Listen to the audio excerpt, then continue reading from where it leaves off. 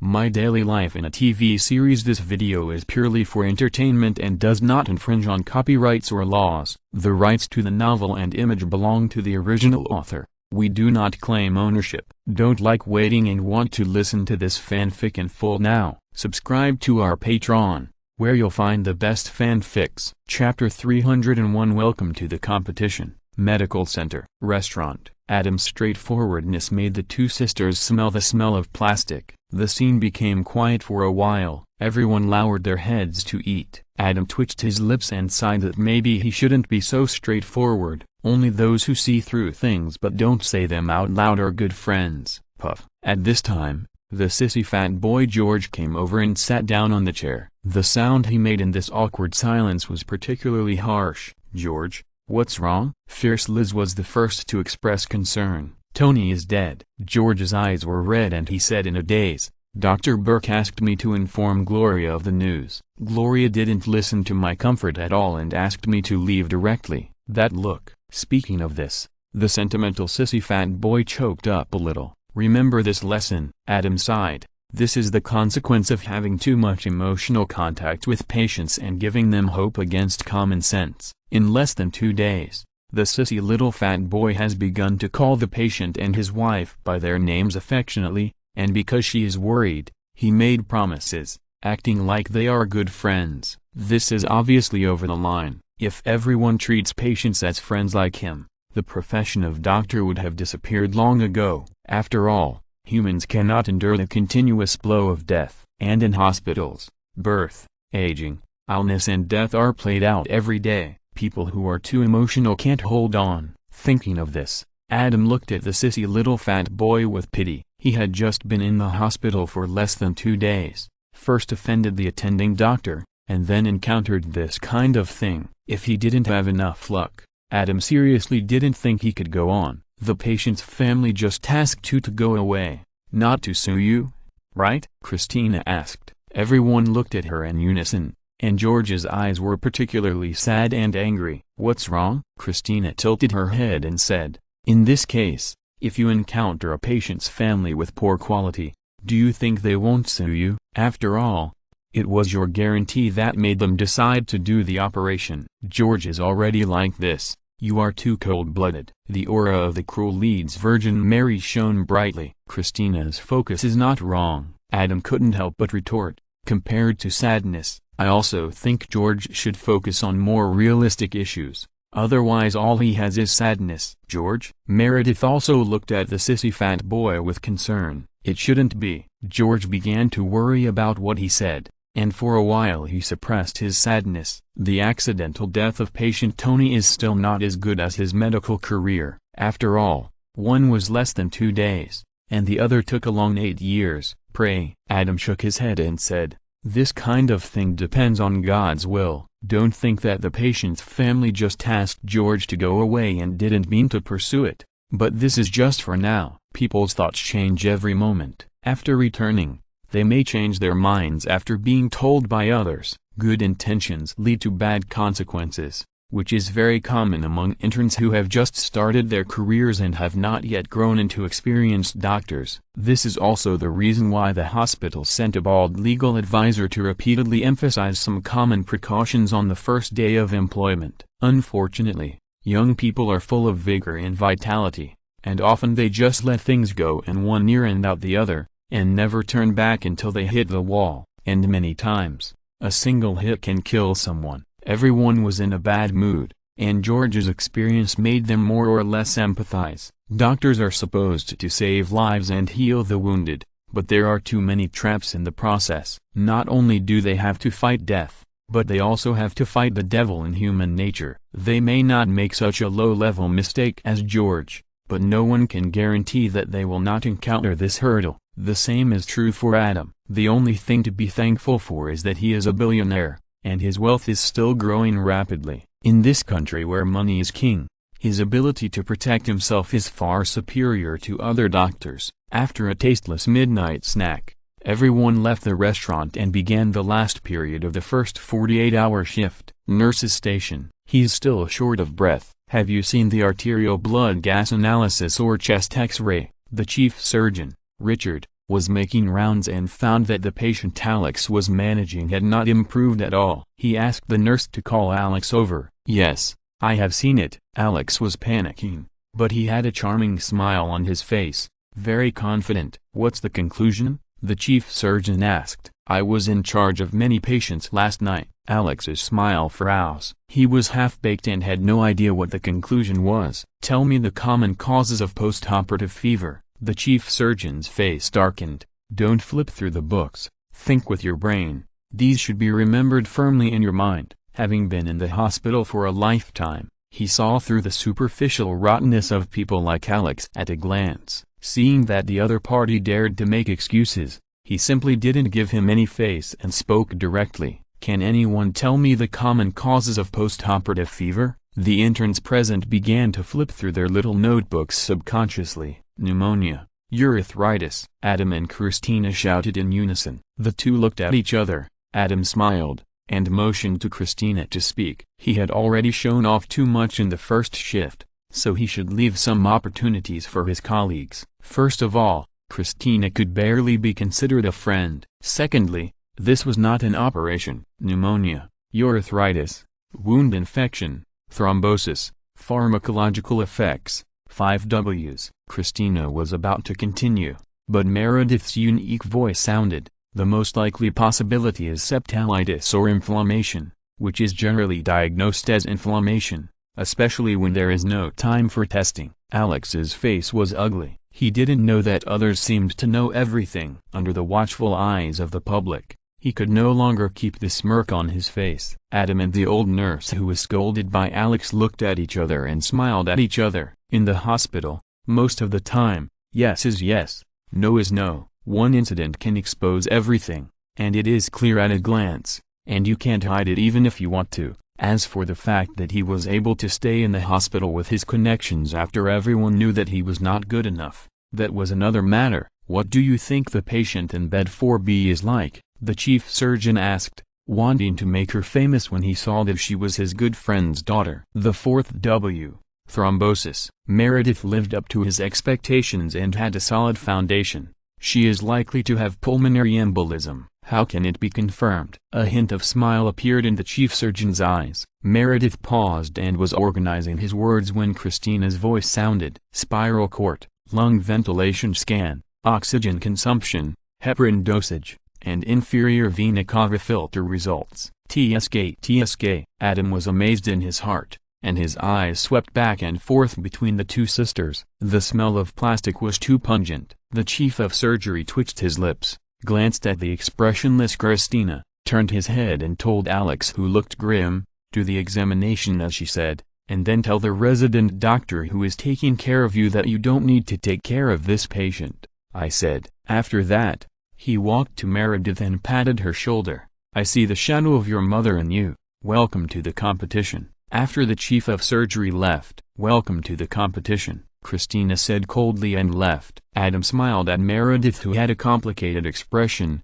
"Welcome to the competition." Chapter 302. I approve. Christina. Meredith, who had reacted, followed her best friend. Did she know that her behavior would hurt her best friend's feelings? Of course she knew, but she couldn't control it, because this is the instinct of a surgeon in a competition. The god complex of surgeons. The old nurse shook her head. She had seen too many surgeons who were mysteriously confident, competitive, and thought they were God and could save the world. Some surgeons are really like God, the pretty little nurse murmured as she watched Adam leave. "Olivia, don't look blindly," the old nurse reminded. "Dr. Duncan is too good, not suitable for you." "I don't." The pretty little nurse Olivia blushed. "Know best." The old nurse smiled and turned around to get busy. The little nurse Olivia said infatuatedly, "I know Dr. Duncan is too good, and I don't want to do anything." Early morning. 48th hour. "It's finally over," Bald Chris cheered. "Are there any activities later?" Fatty Stu winked, looking wretched. "Brother." Bald Chris hugged the fat white man. "Stu, of course there is an event. I have an appointment with Kara." "You are welcome." After that, he sang and twisted his body, and left triumphantly. "What's so great about it?" the fat white man Stu pouted. "I still have oranges." "Oranges?" Adam's mouth twitched. Are you serious? Of course I am serious. The fat white man Stu said obscenely. Oranges are the most useful of all fruits. Let me tell you a little trick. Heat them in the microwave. The effect is, wow. Adam was speechless. This trick doesn't work on me. Just be happy. It's really a natural joy to stay at home. There is no most obscene, only more obscene. Adam was convinced. After changing clothes in the dressing room, Adam and Bianca walked out of the hospital. Dr. Duncan. A strange voice came from behind. Adam turned around and saw that the pretty nurse had also changed back to her daily clothes. Looking at him coquettishly, "My name is Olivia."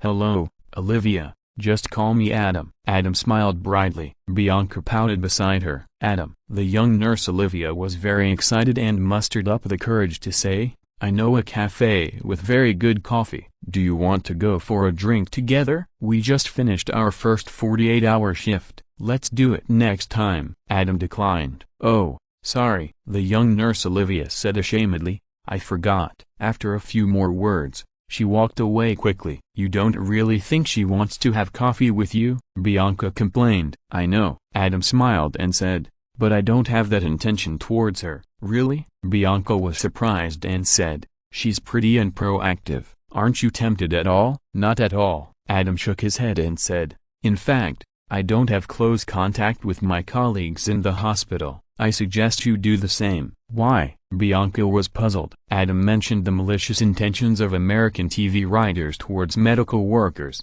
which immediately stunned Bianca. "No way." "Is it that messy?" "You saw it too." Adam laughed. Chris had just known that Kara for less than a day, and he took off his pants in the duty lounge. Medical staff have a high workload, and it's hard to find a partner. Even if you find one, sometimes their rest time doesn't match. Once the hormones come up, if you like a colleague, find a place to secretly help each other. Don't be too casual. Once you're so casual, it's easy to fall for it. So just in case, no matter how beautiful the colleagues in the hospital are, I won't be moved at all." "All colleagues? Are you sure?" Bianca's eyes were a little wrong. "Ahem." Adam coughed lightly and added awkwardly, "Of course, those who are clean and self-disciplined are not included." "Where's your car?" Bianca smiled. "Why don't you drive quickly?" "Next to the hospital." Adam's high-end apartment. 2 hours later. "I'll be there." Adam hung up the phone, glanced at Bianca, who was sleeping soundly with a smile on her face, smiled, took a pen and wrote a line on a piece of paper, put it on the bedside table, put on his clothes, and left the apartment. Even after working for 48 plus 2 hours, he was still full of energy. McAllen Bar. "Oh, great, Adam, you're finally here. Hurry up and persuade Matthew." Barney nervously grabbed Adam's arm, as if Matthew was in big trouble. "What's wrong?" Adam ignored him, sat down calmly, and gestured to the bartender for a beer, then smiled and looked at Matthew and Lily across from him. "Look at this." Matthew and Lily hugged each other sweetly, and at the same time stretched out their left hands, revealing a pair of diamond rings on their middle fingers. "You are engaged. Congratulations." Adam was stunned for a moment, and immediately congratulated. "Thank you," Matthew and Lily said in unison, looked at each other, and kissed passionately in front of everyone. Adam grinned. He is still a little uncomfortable with this Western custom of being intimate in public. "Enough, enough." Barney touched his arm and shouted with goosebumps that he couldn't stand. "Adam, you don't persuade them. They are only in their 20s. "So?" Adam laughed. "Don't talk about marriage at the age of 30. This is an iron rule." Barney shouted. "Whose iron rule?" Adam complained. "Oh, wait, I know. It's your Barney Stinson's iron rule." Barney Stinson's iron rule is the iron rule that all men should abide by. Barney tightened his tie and said confidently, "Have you asked about the crown?" Adam took out a crown from his pocket, playing with it and jokingly said, "Don't."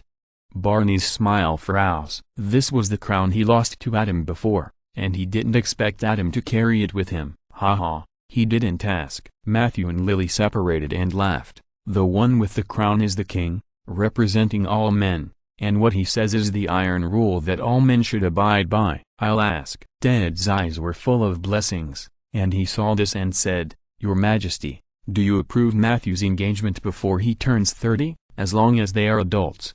There is no age limit for love. Adam put the crown on his head and said seriously, Matthew and Lily are true love.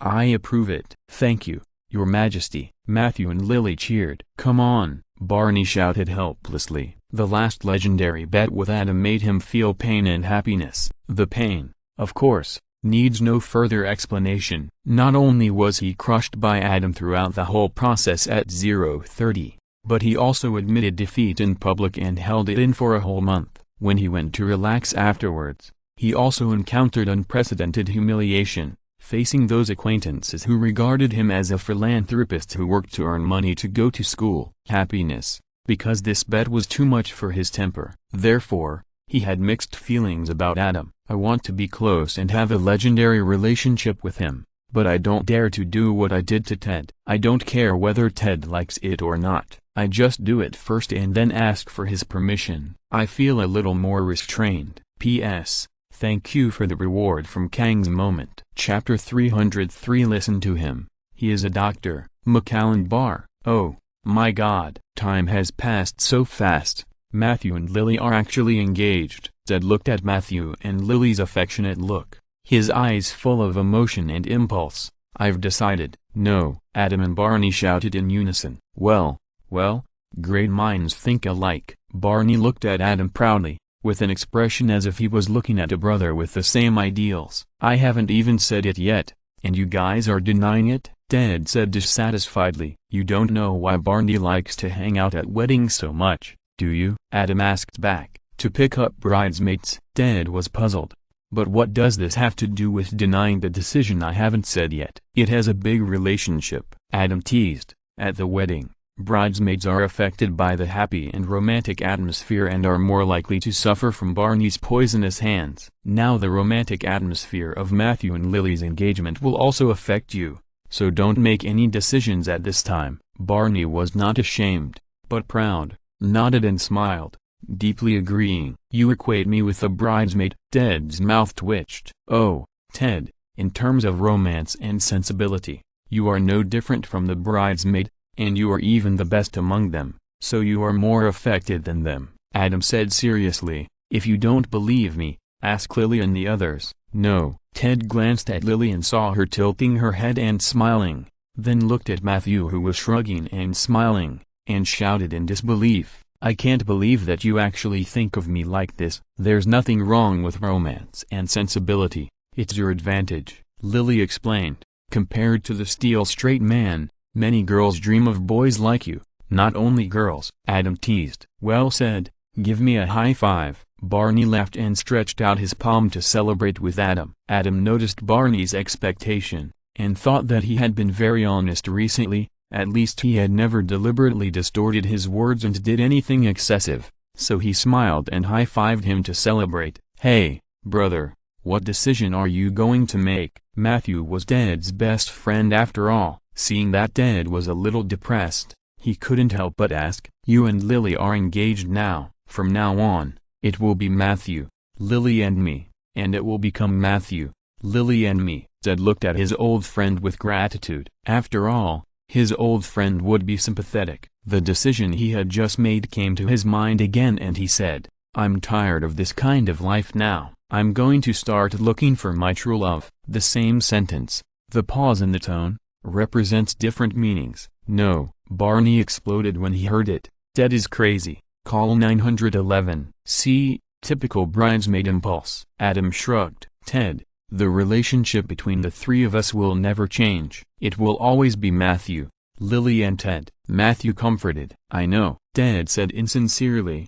I just don't want your children to call me old bachelor Uncle Ted in the future. I don't think you are ready yet. It's better to play with Barney for a few more years, Adam suggested. Thank you. Barney grabbed Adam's hand and expressed his gratitude in an exaggerated manner. I'm ready, Ted retorted. You are indeed prepared, but you are prepared to hurt good girls. Adam curled his lips and said, you go looking with this idea in mind. The girls you meet change from 9 bad to 1 good in the past, but can you guarantee that your feelings will remain unchanged after you have hooked them with the same impulse towards love and marriage as you? Most likely, they feel the same, but you suddenly don't feel it anymore, so just withdraw. Ted choked and smiled. Love is like this. How can you find your soulmate in one go? It's okay to just have a relationship, even with Barney, who is a real game of flowers. Adam smiled and said, after all, everyone knows what's going on. We're just playing around, not serious. But now you are preparing to go under the banner of finding true love and getting married, and you are attracting good girls who have also been aroused by you to have true love and marriage. When the time comes, you don't feel the same and withdraw, leaving the good girls scarred. This kind of scumbag is far beyond Barney. Are you sure you want to do this? Hey. Hearing this, Barney tightened his tie and raised his head, saying, no one can compare to Barney Stinson. Ted was speechless. The emotion and impulse he had felt for Matthew and Lily's engagement had mostly dissipated. His moral integrity was still there. If no one ridiculed him in person, or continued to ridicule him, he would just pretend that he didn't know he was the king of scum. But once someone exposed his scum, he couldn't be as shameless and blatant as Barney. It seems that you still have some sense in your heart. Adam smiled and said, that's good. Remember this feeling. Play with Barney for a few more years. When you are completely tired of playing, then talk about true love. In his previous life, he watched the American TV series How I Met Your Mother, and was deeply impressed by the plot where Ted left a message on the phone to his girlfriend on her birthday to break up. When he called, his girlfriend's relatives and friends were hiding in his girlfriend's house, preparing to give his girlfriend a surprise birthday party. Everyone squatted there, and after listening to Ted's scumbag words, they were at a loss to welcome the arrival of Ted's ex-girlfriend with a surprised face. That scene, if it was just this, it would be just an ordinary scumbag. The key is that Ted was severely stimulated by Matthew and Lily, and wanted to pursue true love. Then, looking back on the past, he found that this ex-girlfriend was very perfect, so he pursued her again. Ted's romance made his ex-girlfriend irresistible, and they reunited. Then, after a few weeks, Ted's impulse dissipated. When his ex-girlfriend, who had been desperate for love because of Ted's hurt in the past few years, had hoped for love again, Ted suddenly proposed to break up again. Of course, this time he made progress. He did not break up with her by leaving a message on the phone, but broke up with her in person on her birthday. Fortunately, she had not wasted these years and had been practicing Zilamaga. She was furious and directly taught Ted how to be a man, and also let him know that Zilamaga was not yoga, but a special boxing invented by the Israeli army for street guerrilla warfare. This is just one of Ted's typical behaviors as the king of scumbags, and there are too many others to list. I am a good man, bad man, and I am a good man, bad man. Listen to him. Barney hugged Ted and said seriously, this guy is a doctor. Ted didn't want to talk anymore. For Matthew and Lily. Adam raised his glass. Cheers. Cheers. Seeing this, Ted could only suppress his depression and clink glasses with everyone. If you're listening to this novel on a channel other than Fanfic World, it means they downloaded and uploaded it without effort. We cordially invite you to visit our channel, Mundo Fanfic Novelist. There you'll find the original version of this story and you can explore many other novels of various genres. We're waiting for you to immerse yourself in a world of incredible novels. Chapter 304, Life and Death in the Emergency Room. Duncan's apartment. Adam celebrated Matthew and Lily's engagement with everyone at the bar for several hours. After returning home, he found Bianca still sleeping soundly, and couldn't help but smile. She was petite and pretty, and looked very quiet, but she was actually quite wild deep down. When she got crazy, she was even more crazy than the average girl. Adam couldn't persuade her. The next day, a new day has begun. Adam pushed Bianca awake. Yeah. Bianca closed her eyes and didn't want to move. Are you going to give up being a surgeon? Adam teased. Of course not. Hiss. Bianca opened her eyes and stood up directly, then turned into a cool sauce. Damn it. Adam, are you a human being? Hee. Adam smiled and didn't respond. There is no point in arguing with a woman about who is right and who is wrong. Are you okay? Adam stepped forward to help her get out of bed. Do you want to take a leave to rest? Of course not. Bianca pushed Adam away, walked to the bathroom with an expression, and began to Washington. Surgical interns all want to learn more technology as soon as possible. The hospital wants to use the interns like animals. Why do they ask for leave during the second shift? If they are marked with unqualified scores and comments on the intern stage score sheet and recorded in the medical files, it will be a stain for life. If they want to find a good job in the future and compete for popular positions, those with stains will usually be screened out in the first round. Even if the resident doctor who led them was the loving Dr. Juno,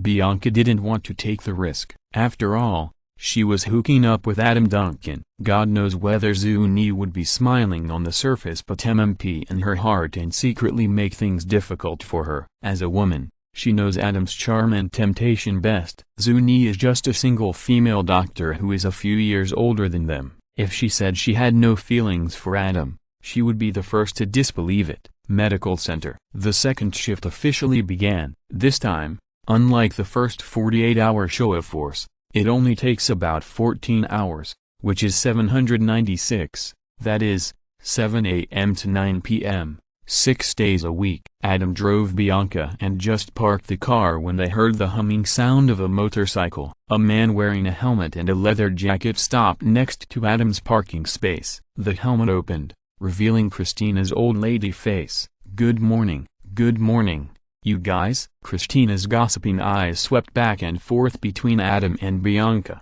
"Just happened to run into each other," Bianca explained. "Oh." Christina had an expression of "I'll take whatever you say, but I don't believe it." "Have you reconciled with Meredith?" Adam parked the car, called the two to the hospital, and smiled to change the subject. "Reconciled?" Christina shrugged and said, "Actually, it's nothing. We are all surgeons. We all know the rules of the game. Competition is the norm.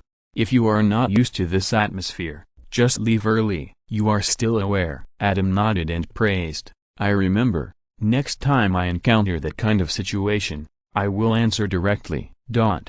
Christina couldn't help but roll her eyes. Dressing room. All the interns were changing into blue shirts and white coats. Fierce Liz attracted the attention of most male doctors, especially the ruffian Alex, who wanted to whistle and smiled. He had completely forgotten the embarrassment in the first shift. His mentality was so good that it was far better than that of Tongjai. Adam saw this scene, and his original idea that he was 100% persuaded to quit also changed. The humblest person is invincible. Compared with the virgin mentality of Fierce Liz and the unlucky sissy fat boy George, Alex's survival rate may be a little higher. "Are you looking for roommates?" Meredith came in and posted a notice on the wall. George, who had a crush on her, immediately came over and said, "Count me in." "Count me in, too." Fierce Liz's eyes lit up and she also came over. "Don't even think about it." Meredith refused directly. "My mom ironed my surgical gown yesterday as if it were normal clothes."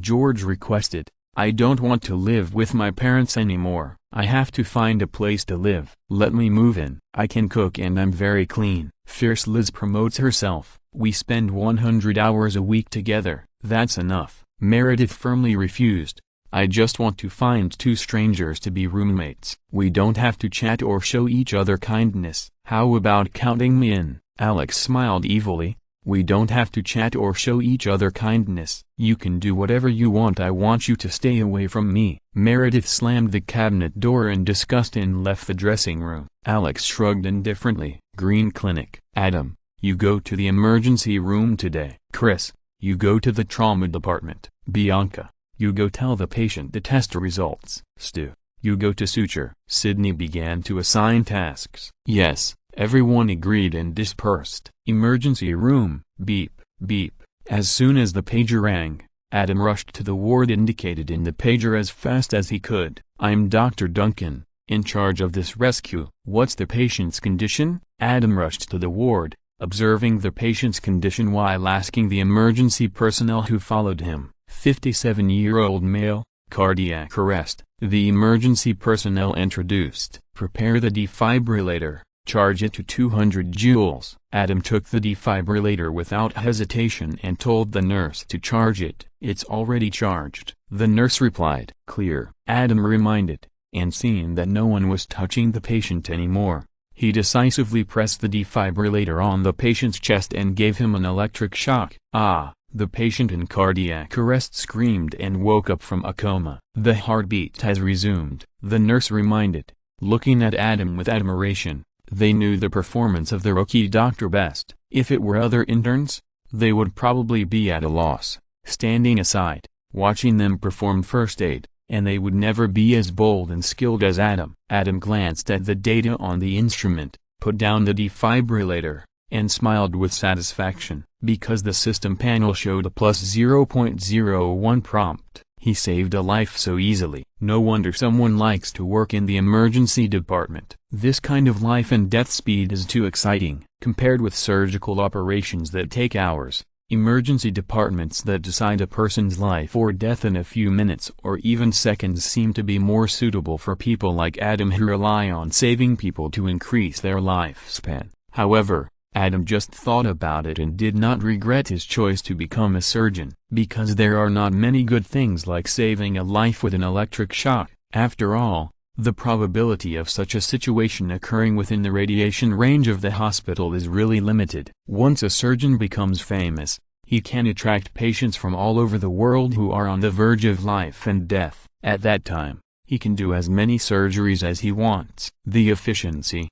stability and upper limit are far beyond the reach of emergency departments. Facts have proved that Adam's idea is correct. In one day, Adam only encountered such an opportunity to be the king of thunder and lightning. Other emergencies were not fatal. The system prompts ranged from plus 0.0001 to plus 0.0005 each time. The life-extending effect is not even as good as assisting the surgeon. Chapter 305. The Strong-Willed Girl. Noon. Medical Center. Cafeteria. Bang. Meredith came over and threw the freezer in his hand on the table. Is this the one? Adam and others looked over immediately. Yes, Meredith said unhappily. Can we take a look? Adam and Christina said in unison. What is it? The sissy fat boy George asked curiously. You all want to see it? Meredith's eyes swept over Adam and George. Adam smiled and nodded. George didn't understand, but he was not to be outdone and nodded repeatedly. Look. Meredith pushed the freezer in front of everyone. Adam pressed it,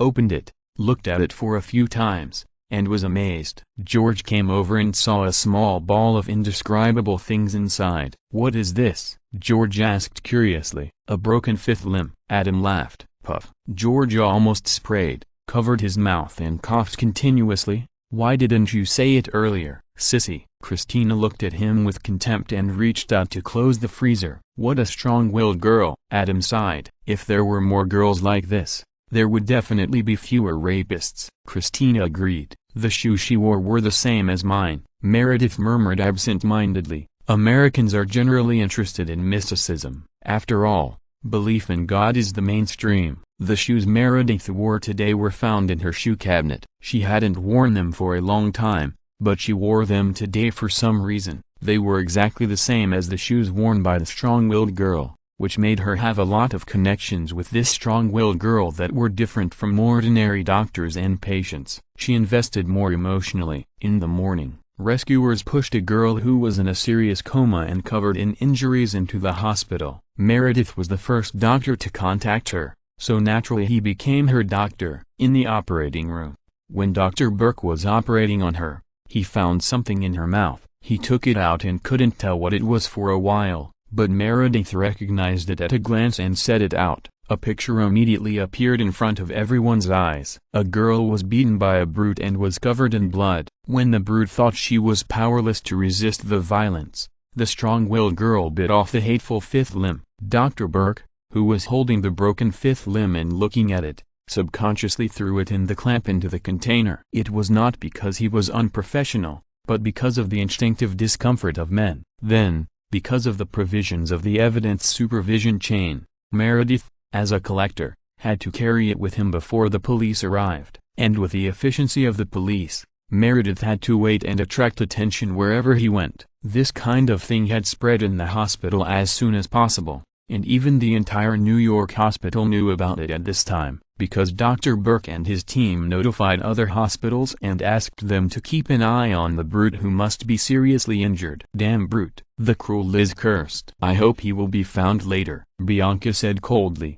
Even if he comes to the hospital now, it's too late. Christina smiled and said, the wound from the bite is not smooth and is not suitable for repair surgery. In addition, saliva destroys the active muscle tissue. Even if it needs to be repaired and sutured, a section must be cut off first. For a long time in the future, he will have to urinate with a urine bag and will never be able to commit crimes again. Alas, Adam sighed. What's wrong? Christina frowned and said, am I wrong? Your medical judgment is correct. Adam shook his head and said, but it's too optimistic to say that he can't commit crimes. Sometimes such people are more terrible when they commit crimes. Now it depends on whether he is rich. Everyone was shocked. Although they didn't know the stories of those perverted eunuchs in ancient Dango, they had heard of people who became eunuchs with twisted minds and became more perverted and committed crimes. He is committing a serious crime. Will he be sentenced to many years? George believed in the fairness of the judiciary. Indeed, Adam said calmly, but the premise is that he has no money. Otherwise, whether he has committed a crime is still debatable. After all, it is mutual consent or fair trade. Maybe the girl will be convicted of intentional injury. Even if she is convicted, the heavy sentence will be given a light sentence, and the light sentence will be given a suspended sentence. The sentence will be reduced again and again. It will open your eyes. Everyone was silent. You don't know until you hear it. It's shocking. Isn't this the reality of the United States? What should we do? Meredith said sadly. She is already in pieces and her life is in danger. Are we going to rescue her with great difficulty? But when she opens her eyes, she will not be greeted by a new life, but a prison disaster. That's terrible. Fierce Liz couldn't help but shudder. Just do your best. Adam sighed. Who let her be born in the freest air? Adam, you can help her. Mother Liz descended and looked at Adam. You are a billionaire and a famous writer. You can definitely help her. Isabel Stevenson. Adam's face was serious, and he said in a deep voice, in the hospital, I am just your colleague doctor, not a billionaire or a famous writer. If you want to do something for this strong-willed girl, then do it. As for what I will do and how I should do it, that is my own business. You have no right to ask me to do anything. Understand? Do you? Does Adam want to help this strong-willed girl? In fact, he still wants to, and he has secretly decided that if there is such a badge reversal, he will do his best to help this girl and treat it as a good deed. But he wants to do this himself, and is forced to do it by Mother Liz with moral kidnapping. That is completely different. And even if he does it, he will only provide help secretly, and it will be within his ability, and he will never make it public, because there are too many injustices and tragedies in this free world. If he spreads his reputation of being kind and generous, there will definitely be many rogues coming to collect money. Losing a little money is nothing. The key is that it is disgusting, and it is hard to guard against those who are willing to pay more for money than for their lives, pretending to be a patient to scam Adam. Don't think it's impossible. The first person that comes to Adam's mind is the old bastard Frank and Shameless. He is definitely capable of doing such a thing. Adam is not afraid of lawsuits, but if his medical license is revoked by accident, it will be a big deal for his longevity. Not to mention that he is not interested in the cruel Liz. Even if the cruel Liz is the real saint who has affected his longevity, she is 100% his enemy. Adam. Everyone was shocked by Adam's attitude. Meredith wanted to smooth things over, but was interrupted by Adam with a wave of his hand. Isabel Stevenson. Adam looked at Liz coldly. Do you understand what I said? Chapter 306. Loud applause at the medical center. Restaurant. Liz's face flushed, and she wanted to refute, but when she met Adam's cold eyes, she lowered her head involuntarily, not daring to look directly at him, and whispered, I understand. Aura is a mysterious thing. It cannot be observed, but it is real. People with strong aura, a look, an expression, a word, will indeed have an impact on the people around them, even a great impact. Adam himself is a crossover with the system. Compared with when he crossed over, all his physical qualities have been greatly improved, and he is steadily moving towards an inhuman realm, with the blessing of billions of dollars, plus long-term companionship with Juno, Karen, and Heather, hunting and dissecting everywhere, and now he has used a knife on a real person. The aura formed is more or less stained with some unique things, usually gentle as jade. Hello, I am good, everyone is good, but when he really gets angry, who knows who is arguing? The other party in the confrontation, the Virgin Liz, although she is very sentimental and stands on the moral high ground, forming a kind of virgin aura, but her aura is false. It is imagined by her own mind. It is not obvious at ordinary times. But when confronted with someone like Adam, the weak aura and will that she imagined is really broken with a single poke. If I admit you, you are the virgin. If I don't admit you, beep, beep. At this time, the pager on Adam's waist rang, reminding Adam that he had a new task. Adam took a look, got up and left. TSK, TSK, what a great prestige. Alex, who was sitting at another table, smiled with an ambiguous meaning. This is not about being powerful, it's about defending your own firm position. Bianca retorted, isn't what Adam said wrong? What right do outsiders have to interfere with his choice? If it were you, would you be willing if someone else commanded you to do things under the banner of morality? I didn't. Liz didn't dare to confront Adam, but Bianca was not Adam, so she subconsciously retorted, I just think she is too pitiful and want to help her. You help people by forcing them to work? Bianca sneered, when normal people want to help others, isn't the first thought to find a way themselves? Okay, Liz is also kind. Meredith tried to smooth things over, it's just that her expression is problematic. I know you are defending Adam, Christina said playfully. Didn't Liz say she understood, and Adam accepted it? So don't get excited, huh? Meredith and others immediately showed gossipy expressions. Emergency room. An ambulance drove in. A stretcher took the patient down and quickly transferred him to the hospital. What's the situation? Adam immediately went to meet him, and while checking the patient, he asked the emergency personnel who followed him. 1-year-old, found unresponsive in the crib, unable to receive intravenous fluids. The emergency personnel quickly stated, what was the situation when you arrived? Adam asked. Unable to breathe on his own.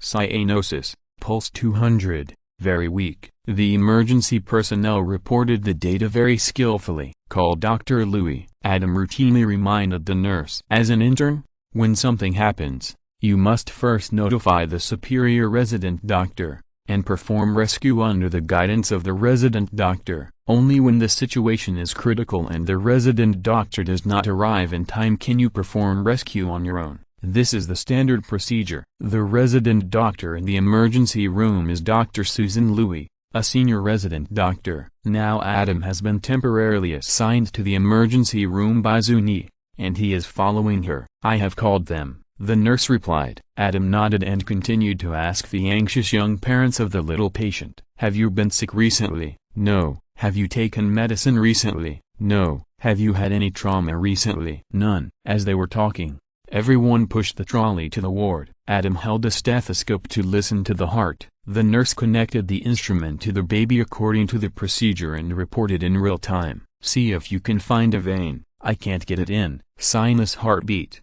180. Adam held the baby up and performed cardiopulmonary resuscitation on the baby manually. Laryngoscope, crank forceps. After a rescue, Adam put the baby down and shouted. The nurses immediately handed over the laryngoscope and crank forceps. Adam held the laryngoscope in one hand, inserted it into the baby's mouth, stretched the baby's throat, and observed whether there was any obstruction in the baby's throat through the light of the laryngoscope. He held the crank forceps in one hand, ready to clamp out the obstruction in the baby's throat at any time. In front of the bed, everyone held their breath and watched Adam's rescue. The young parents were trembling all over, covering their mouths desperately, for fear that making a sound would affect their child's treatment. A few seconds seemed so long. Found you, Adam muttered to himself, and the crank pliers in his hand came out with a shiny object. It's an earring. Everyone was relieved.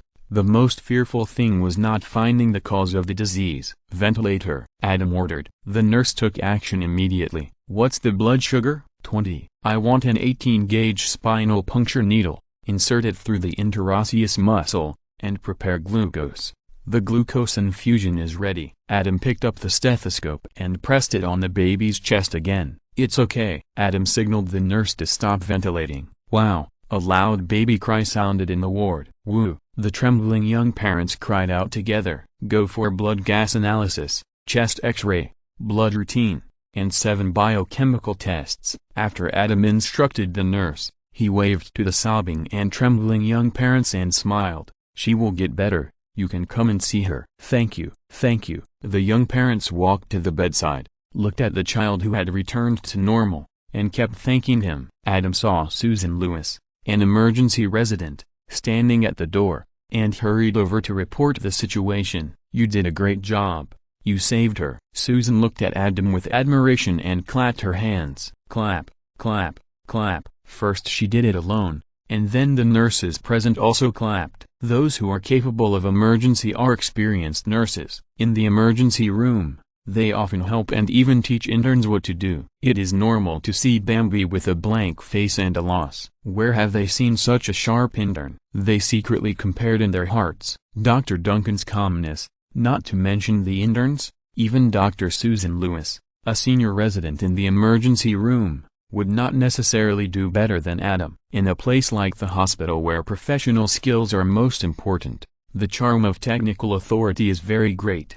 Not to mention Adam himself is shining. The two are superimposed. "I don't know how many people will have trouble sleeping tonight. I don't know how many people Adam will sleep with." Adam felt comfortable all over. Compared with the successful strike of the Thunder King in the morning, this kind of treatment was more exciting and fulfilling. The admiration of the crowd and the system's plus 0.01 prompt filled Adam's heart with joy, completely clearing away the nausea caused by the Virgin Mary. Liz Shurenju said, "The feeling of saving people is so wonderful. Compared with this, what are the East evil and West poison?" Studying medicine is the middle supernatural power. Chapter 307, If you love her, you should cut yourself first. Are you interested in working in the emergency department? Dr. Susan Lewis's invitation was very clear. "I think you are born to do this. Thank you for the compliment." Adam smiled and declined, "But I prefer to be a surgeon." "Okay." Susan did not force him,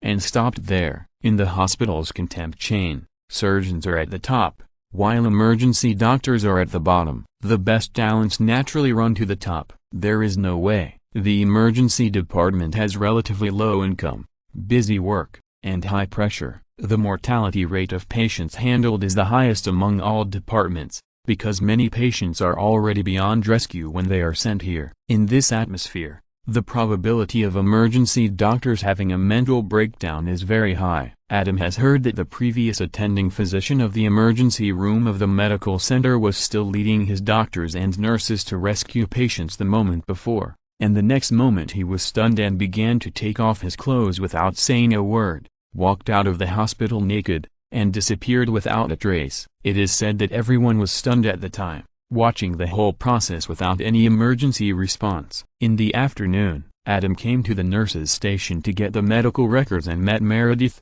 who carried a freezer wherever she went. "Not here yet?" Adam laughed. "In movies and TV dramas, Police Me always comes out to clean up the mess at the end." "It's true," Meredith complained. "This is too inefficient. If it were us, the patient would have died long ago." So Police Me has started to sponsor related movies and TV dramas in large quantities. Adam joked, "Believe it or not, you will see many wise and heroic police and gangster movies in the future. No one can escape their punishment. Justice will not only come, but it will never be late." Hee hee. Meredith smiled, then looked at Adam with her amorous eyes.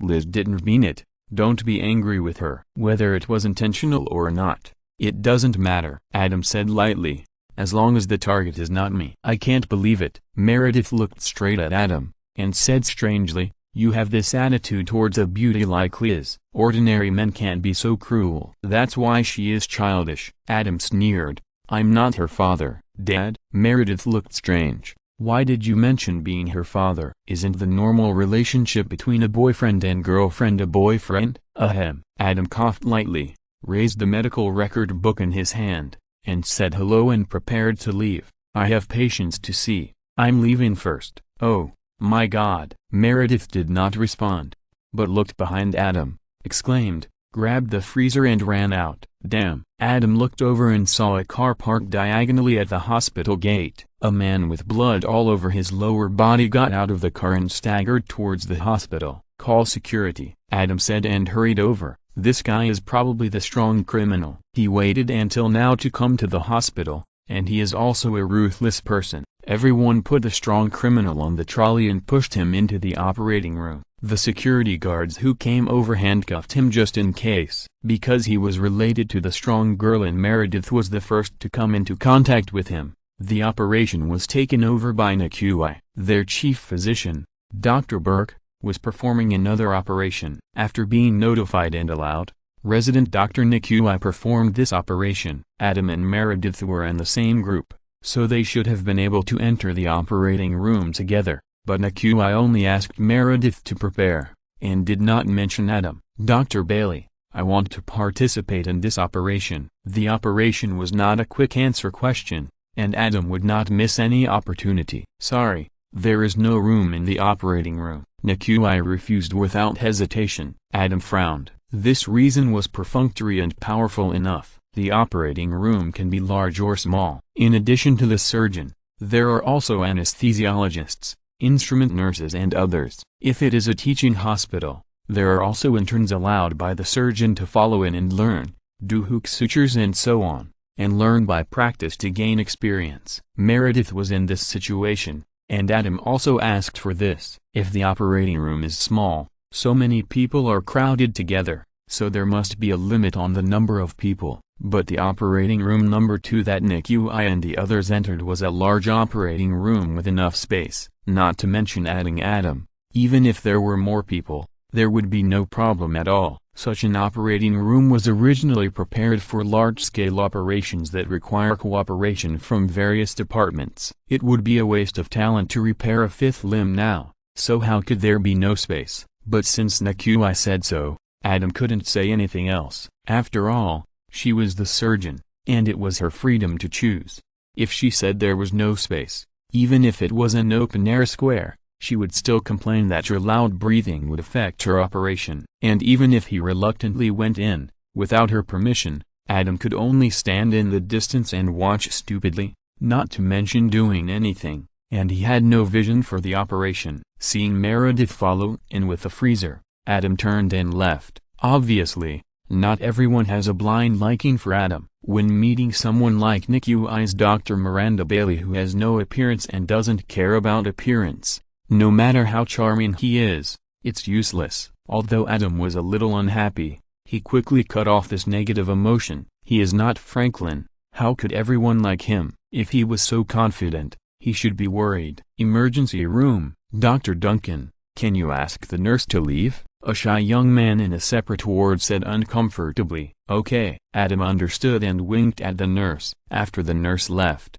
he smiled and said, now can you let me see why you are in the emergency room? The shy young man took off the clothes in his arms, revealing his lower body with blood on his pants. What's going on? Adam was shocked and looked at the shy young man carefully, thinking, is it a mistake? This young man is the rapist? It can't be so ridiculous, right? I just got a girlfriend. The shy young man stammered. She is Jewish. It's her first time to find a non-Jewish boyfriend. I'm a little uncomfortable. As he said that, he took off his bloody pants. So you do it yourself? Want to learn from the Jews to circumcise and please your girlfriend? Adam's mouth twitched when he saw it. I checked the operation steps online, and I sterilized the knife in advance, the shy young man said ashamedly. With the internet, everyone can become a doctor. If everyone does the same as you, we doctors will all be out of work. Adam complained and opened the door to leave. Wait, what should we do now? The shy young man asked anxiously. Adam smiled and said, wait here first. I'll contact a plastic surgeon for you. P.S. Thanks to Anderson in Winter for the reward. Chapter 308. You discriminate against me? Thank you. The shy young man thanked sincerely. You're welcome. Adam smiled and closed the door of the ward, the smile in his eyes almost overflowing. He wanted to say to the shy young man, don't thank me, thank Howard. But his professional ethics were there, so he could only hold it in. In The Big Bang Theory, when Sheldon's sister Missy came to see him, Howard and the other two all fell in love with her. In order to compete for what they thought was the right to date, they confronted each other and showed great courtesy. Rajesh drank and became wild, and talked to Missy about the Three Kingdoms divine book, the Book of Indescribable, saying that this was a great contribution of the Three Kingdoms to the world, and asked Missy not to be polite. Howard, as a Jew, was unwilling to lag behind, and directly said that they invented circumcision, and also asked Missy not to be polite, with an expression of "Am I proud?" Now when he met the shy young man who really wanted to say thank you to Howard and the others, the first picture that flashed through Adam's mind was this, and he almost couldn't hold it in, it was so vivid, and it had first-rate sound effects. "I see. I'll ask the plastic surgery department to send someone over." Susan shook her head when she heard that. In fact, Adam could do this job, but unless Zuni temporarily assigned him to the plastic surgery department for rotation, it would be difficult for him to intervene. And deep down, Adam wasn't too interested in this job. It's said that doctors should be professional enough and not be shy about anything, but for Adam to do this kind of surgery, like a rectal examination, the less the better. Patients are getting more and more reckless nowadays, Susan called and said helplessly to Adam. They dare to do it themselves after finding some seemingly plausible medical information. They don't think about it at all. If it's that simple, anyone can do it. Why do we spend so much money and so much time to learn? Ignorance is fearless. Adam smiled and said, "On the contrary, the more you know, the more you will understand all." I believe that after this time, his all will last a lifetime. That's right, he cut himself a few times and it was a mess. Even if a plastic surgeon repaired it, it would definitely be different from the original. If the plastic surgeon is not good enough and makes me look like a broccoli, it will definitely be a lifelong memory. In the future, I will have to hide when I go to the toilet in public places, for fear of being spotted. That feeling, Dr. Lewis, there is a patient waiting for you. The nurse pointed to an African-American man sitting in the hall and reminded him. Got it. Susan called Adam over. Adam, you come to diagnose. Susan motioned Adam to come forward. Is it like this in the morning? Adam took the ophthalmoscope and examined the patient. Yes, it was like this when I got up. The African-American man nodded. Do you still have double vision now? Adam put down the ophthalmoscope and asked. No. The African-American man shook his head. How many fingers are these? Adam gestured with 3 fingers. 3. Have you ever had eye problems before? No. Do you feel pain when you see double vision? Headache, loss of balance, bad taste in the mouth, white spots in front of the eyes, weak limbs? Adam asked a lot of symptoms in a row, but the African-American man shook his head. I suggest you find a neurologist to see him. Adam ruled out most of the options and suspected that it was a neurological problem. He looked at Susan. Mr. Irwin, right? Susan stood aside, glanced at the medical records, and said in a gentle voice, it costs $200 to see a neurologist. You don't have any symptoms of discomfort now, so I suggest you go back first and come back when you feel uncomfortable. Just because I am African American? The African American old man suddenly said, are you discriminating against me? No, Susan hurriedly said, I just want to save you some money. I know you don't have medical insurance. In American hospitals, each patient has a ward, each doctor has a ward, and each ward treats patients. Privacy is better protected, but that is for people with medical insurance. For people without medical insurance, it is much more casual. It is nothing to treat and send them away quickly in the lobby. Some hospitals do not accept such patients at all. After all, in the United States, everything is a business, and hospitals that save lives and heal the wounded are even bigger businesses. Only with money can you get the best medical resources. For example, many people like to donate money to large hospitals, and each donation is a large sum. Many times, in addition to gaining fame, they also have their own rigid needs. When they feel unwell, they can't find the problem no matter how many doctors they change. They have to wait in line for several months to make an appointment with the top doctors in large hospitals. After donating a large sum of money, they can be hospitalized that afternoon, and the top doctors will treat them attentively. The hidden cause of the disease will be quickly found, and then the most suitable treatment plan will be quickly promoted. This time difference is often the distance between life and death.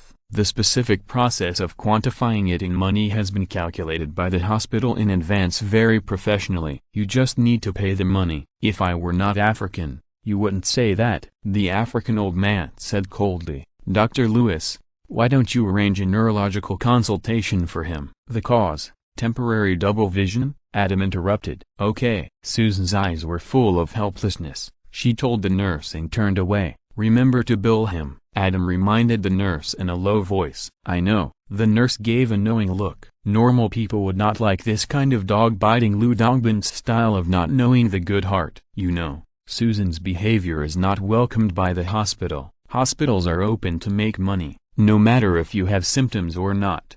As long as you don't object, they would like to make you do all the tests first. The standard process of doctors' diagnosis is also based on theoretical support, and they will issue as many test orders as possible. A visit to a neurologist costs $200, which is definitely a lot of money for people without medical insurance. Susan was kind enough to consider the other party, but the other party actually questioned her racial discrimination. This was in 1998. If it were 10 or 20 years later, Susan would probably be unlucky and even lose her job. Don't learn from me. Your diagnosis is correct. Susan smiled bitterly at Adam, who followed her. I know. Adam nodded. I also know you know what to do. A senior resident doctor, how can he not know what to do and what not to do? Don't be kidding. But I still did it, Susan said self-deprecatingly, and it's not the first time. Maybe I will never change. You are a good doctor, Adam praised sincerely. Jushiran said,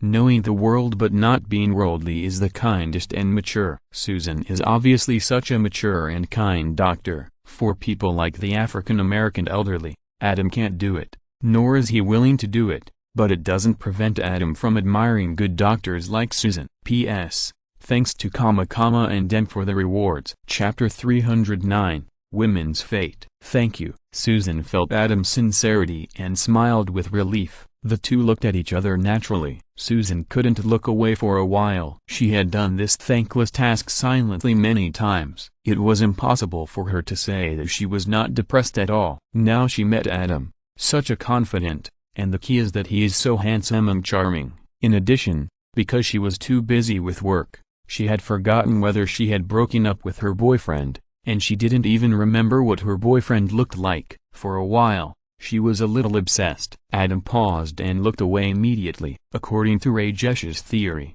in the 0.01 second just now, there was a spark between Adam and Susan. It was not the kind that Rajesh thought he was, but it was real. Susan was a good-looking person, which met Adam's aesthetic taste. She was worldly wise but not worldly wise, doing good things silently, and wanted to do good things but preferred others to do them according to her ideas. The Virgin Liz could not compare, but she was a colleague and superior in the hospital, not Bianca, who knew everything about him, and Adam didn't want to have such a spark. Okay. Susan was also a kind and mature woman in her 30s. She immediately realized her own loss of composure and smiled awkwardly. I have another patient to see. Call me if there is an emergency. Okay. Adam smiled and nodded. He let out a sigh of relief after Susan left. As expected of the American TV series and film and television series, there are too many handsome men and beautiful women in the hospital.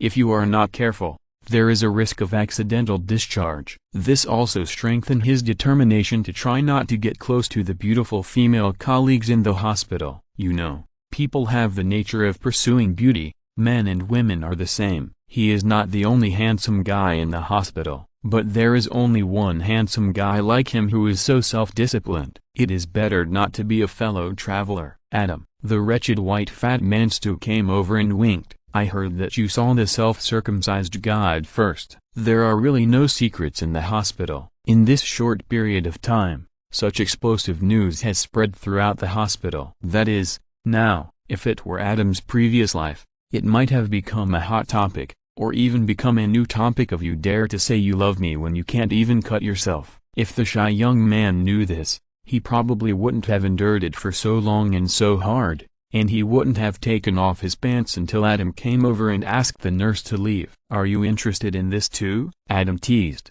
Why, are you ready to abandon Orange so soon? You know I'm such a romantic and unrestrained person. The fat white man Stu said proudly. No one can tie me down. I recently made a new girlfriend. I still punch holes in cantaloupe and put it in the microwave for 30 seconds. The taste. Enough. Although Adam was mentally prepared, he couldn't stand Stu's vulgarity and interrupted. Don't you have anything to do? Why did you come to the emergency room? Hee. I asked Juno to transfer me to the plastic surgery department to help. The fat white man Stu laughed. Dr. Jordan over there likes me very much. He said I have a talent for plastic surgery. I participated in the whole process of your amazing self-cutting operation. Not bad. Adam looked at Stu in surprise. Among all the interns, except for the best Adam and the most unlucky George, who had bribed the boss with latte coffee early in the morning and had an ambiguous relationship with the big boss, who would have thought that the most wretched Stu would enter the operating room so soon, after the internship. When I am divided into different departments, I will definitely choose plastic surgery. Stu was in high spirits. A good choice. Adam nodded.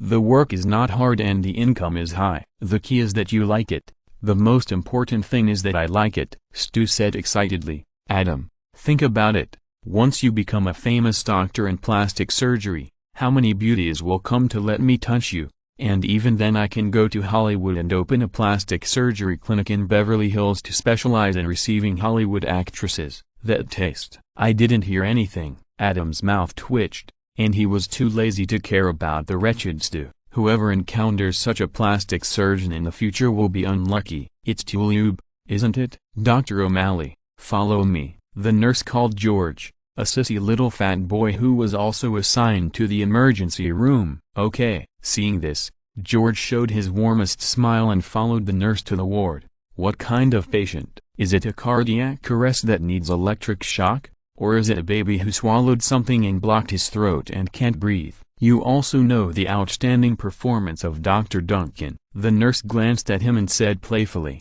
neither. Then she pushed open the door of the ward. What's the situation? George's smile froze, but he saw that the ward was full of people, each holding a basin, vomiting from time to time, and a strong and pungent smell that made people want to vomit swept over. This is a German tour group, the nurse introduced. They all got food poisoning at the Palace Hotel on 46th Street. Then she looked at the patient again. Good afternoon.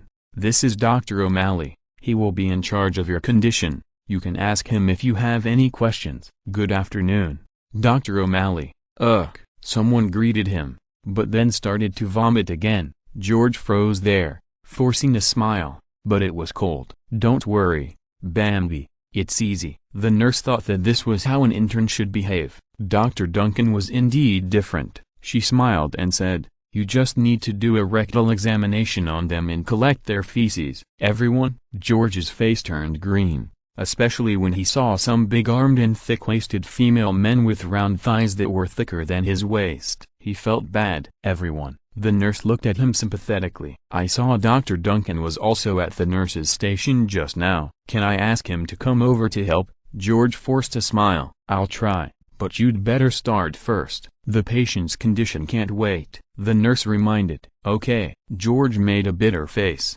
put on latex gloves, and started his emergency treatment. Nurse's station. Haha. As expected, George's condition was gossiped about, and the nurses laughed out loud. Dr. Duncan is right there. Why don't you go call him? An older nurse joked. Dr. Duncan is responsible for real emergencies. How can he waste time on such trivial matters? The nurse who took George there laughed. Yes, the other nurses echoed. Dr. Duncan's level is really high, not inferior to the resident doctors at all. He is so handsome. How can he go to dig feces? At the corner, George was holding the feces sample he had dug out and was about to ask the nurse to send it to the laboratory for testing. Hearing these ruthless words, he was completely stunned. Thinking of him, George O'Malley. He has always been popular with girls since he was a child. Who would have thought that now, compared with Adam, he would be taken for granted by girls as a dung collector? What is wrong with this world? P.S. There is more in the evening. Chapter 310. He is not so bold as to let it go at night. Medical center. In the corridor, several temporary beds were put together. Christina and the others came over one after another, sat on them, and slumped against the wall, looking exhausted. They missed the meal, so they bought coffee, drinks and snacks from the vending machine next to them with coins, and simply dealt with it. I have a headache, Alex complained without a mysterious smile. It might be a tumor, Christina mocked. You wish I had a tumor, right? Alex said unhappily. Too funny. Do you think I'm the only one who thinks so? Christina mocked. Alex paused. He still had some idea of his popularity. If fantasy can come true, then I'm definitely not the first one to have a tumor. Adam Duncan is. Alex sneered. Don't tell me you haven't imagined it at all. Christina didn't bother to pay attention to him. If it weren't for the intern adjustment, Alex was assigned to NICUI's work, and NICUI asked her to help him get familiar with the rules. She wouldn't want to pay attention to him at all. She was holding back a lot of anger now. In terms of professional skills, she thought she was no worse than Adam, and was one of the best among the 20 surgeons. But this was the end of the second shift. What did Adam do? What did she do? Adam not only performed an appendectomy right at the start, but also solved a difficult problem and got a high-level neurological surgery. Today in the emergency room, he also did a great job. The news that he successfully rescued a baby and the whole audience applauded spread throughout the hospital. But she,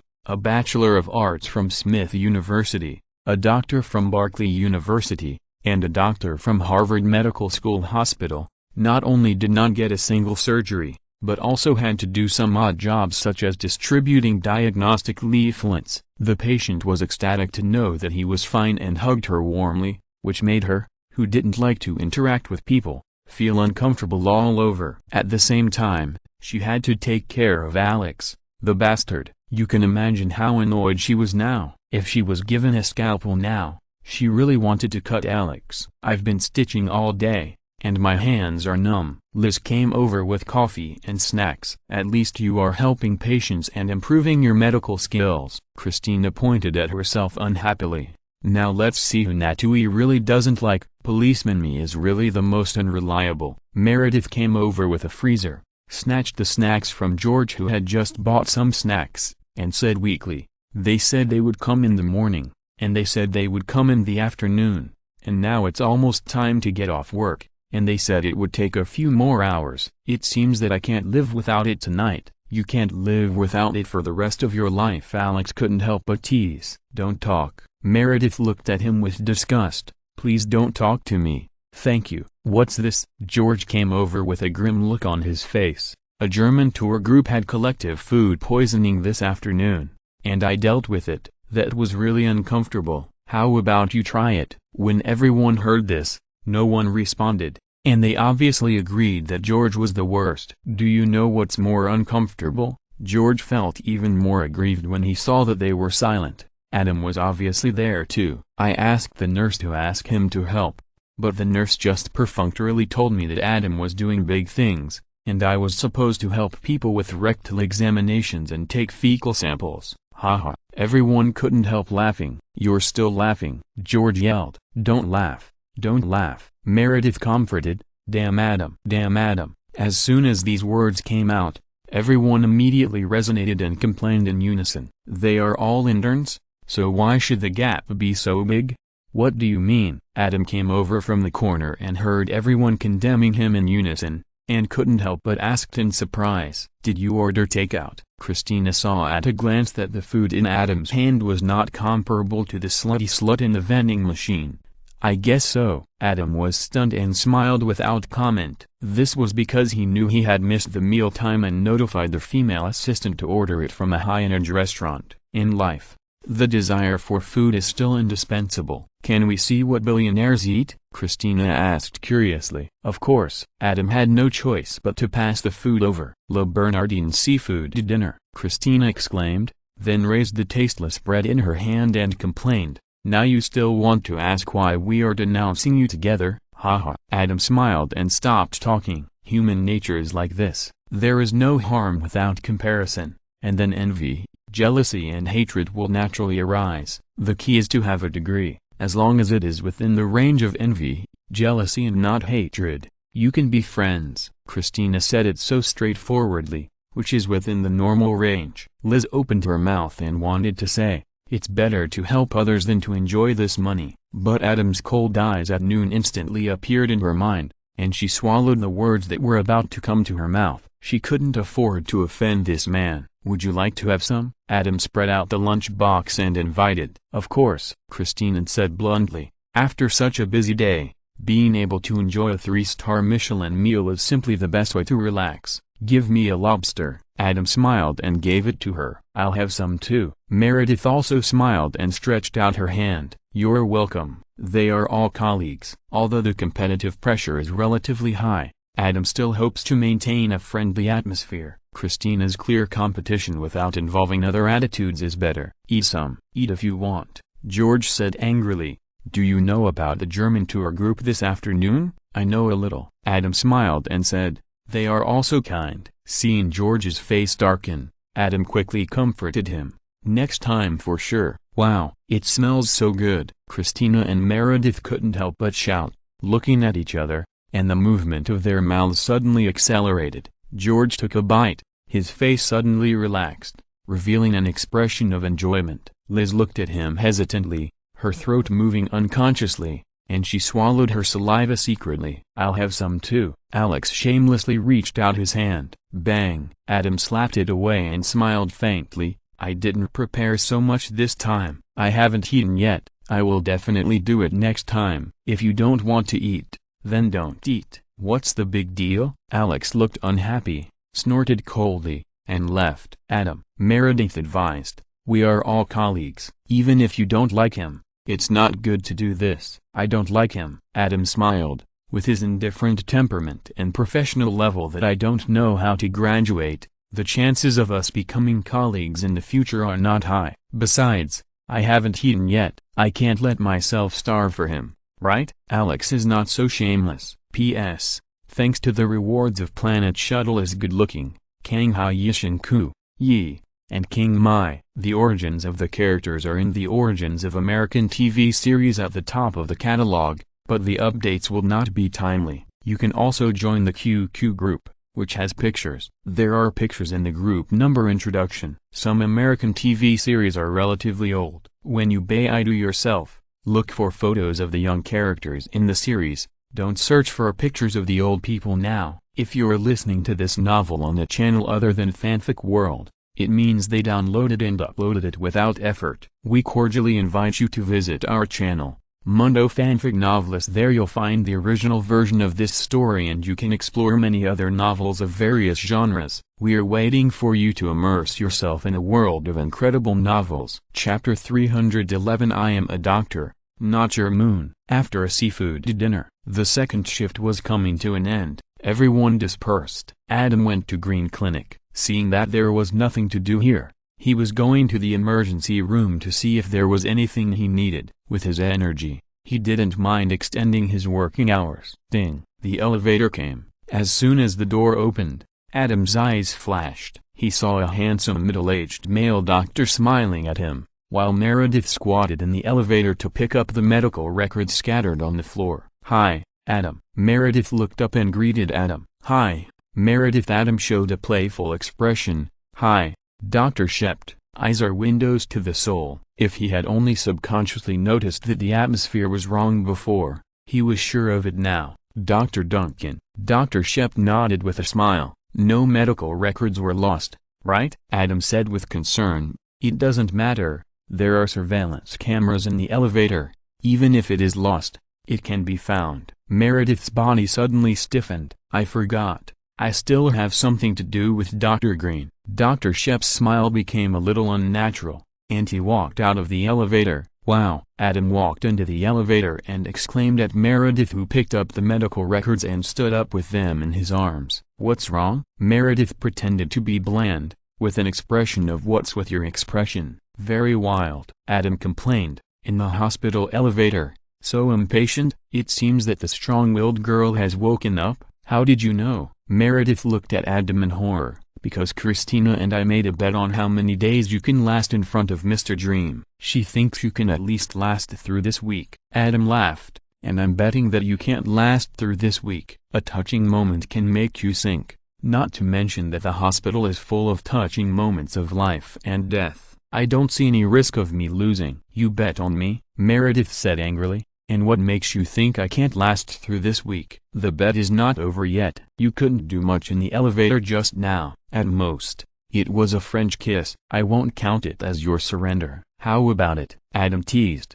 As long as you don't spend the night together this week, I'll count it as the loser. You, Meredith wanted to say something harsh, saying that you are bound to lose. But when she met Adam's playful eyes, and thought of the volcanic feeling between her and Dr. Shept, she wasn't even sure she could last through tonight. What Adam said was absolutely right. The reason why she felt so strongly suddenly was because the strong-willed girl woke up, and Dr. Shept showed his tender side in front of this girl. When she saw that scene, her stubbornness instantly collapsed. How could such a gentle, affectionate and handsome man be the playboy, she said, knowing that she was his student's student, and that their relationship violated hospital regulations and that she would be fired if she was not careful. He still wanted to play hunting games with her. Ding! The elevator door opened and someone came in. Meredith rushed out directly, not caring that she was not there at all. Adam smiled and shook his head. He had only seen the plot of Working Hours and The Big Boss live broadcast in Japanese action movies. It was indeed a son who inherited his father's business. Back to the emergency room. Adam, the sissy fat boy George, came over, looking like he wanted to say something but hesitated. What's wrong? Adam looked at the medical records without raising his head. Can you teach me? George gritted his teeth and said, so many girls like you. You want to pursue Meredith? But there's no chance. Adam still didn't raise his head. Who said I want to pursue Meredith? George wanted to be stubborn, but he was not convinced. Why do you say I have no chance? Adam looked up at him and suppressed the urge to gossip about what he saw in the elevator just now. It's okay to gossip about it, but he couldn't gossip about this kind of gossip that might affect the career of a friend who could barely be considered a friend, so he just smiled. If you want me to teach you, I really can't do that, because I don't know anything, but if you want to pursue Meredith, I can give you some advice. You say. George automatically filtered out the first half of Adam's words. He felt that Adam was bragging. First of all, do you want to have a serious relationship with Meredith, or just want to have a kiss? Adam said seriously. Of course, a serious relationship. George shouted. That's no use. You really can't do it. Adam spread his hands and said, you're not her type. You can't force love. George's mouth twitched, his expression complicated, and he said unwillingly, what type does she like? Shouldn't you ask what to do if you don't want to fall in love and just want to have sex? Adam teased. The type she likes, someone like Dr. Shept. Dr. Shept. George was a little absent-minded. Look. Adam looked at his expression and said playfully, even you are obsessed with the charm of Mr. Dreamy Dr. Shept, not to mention Meredith. Do you think Meredith will have any feelings for you?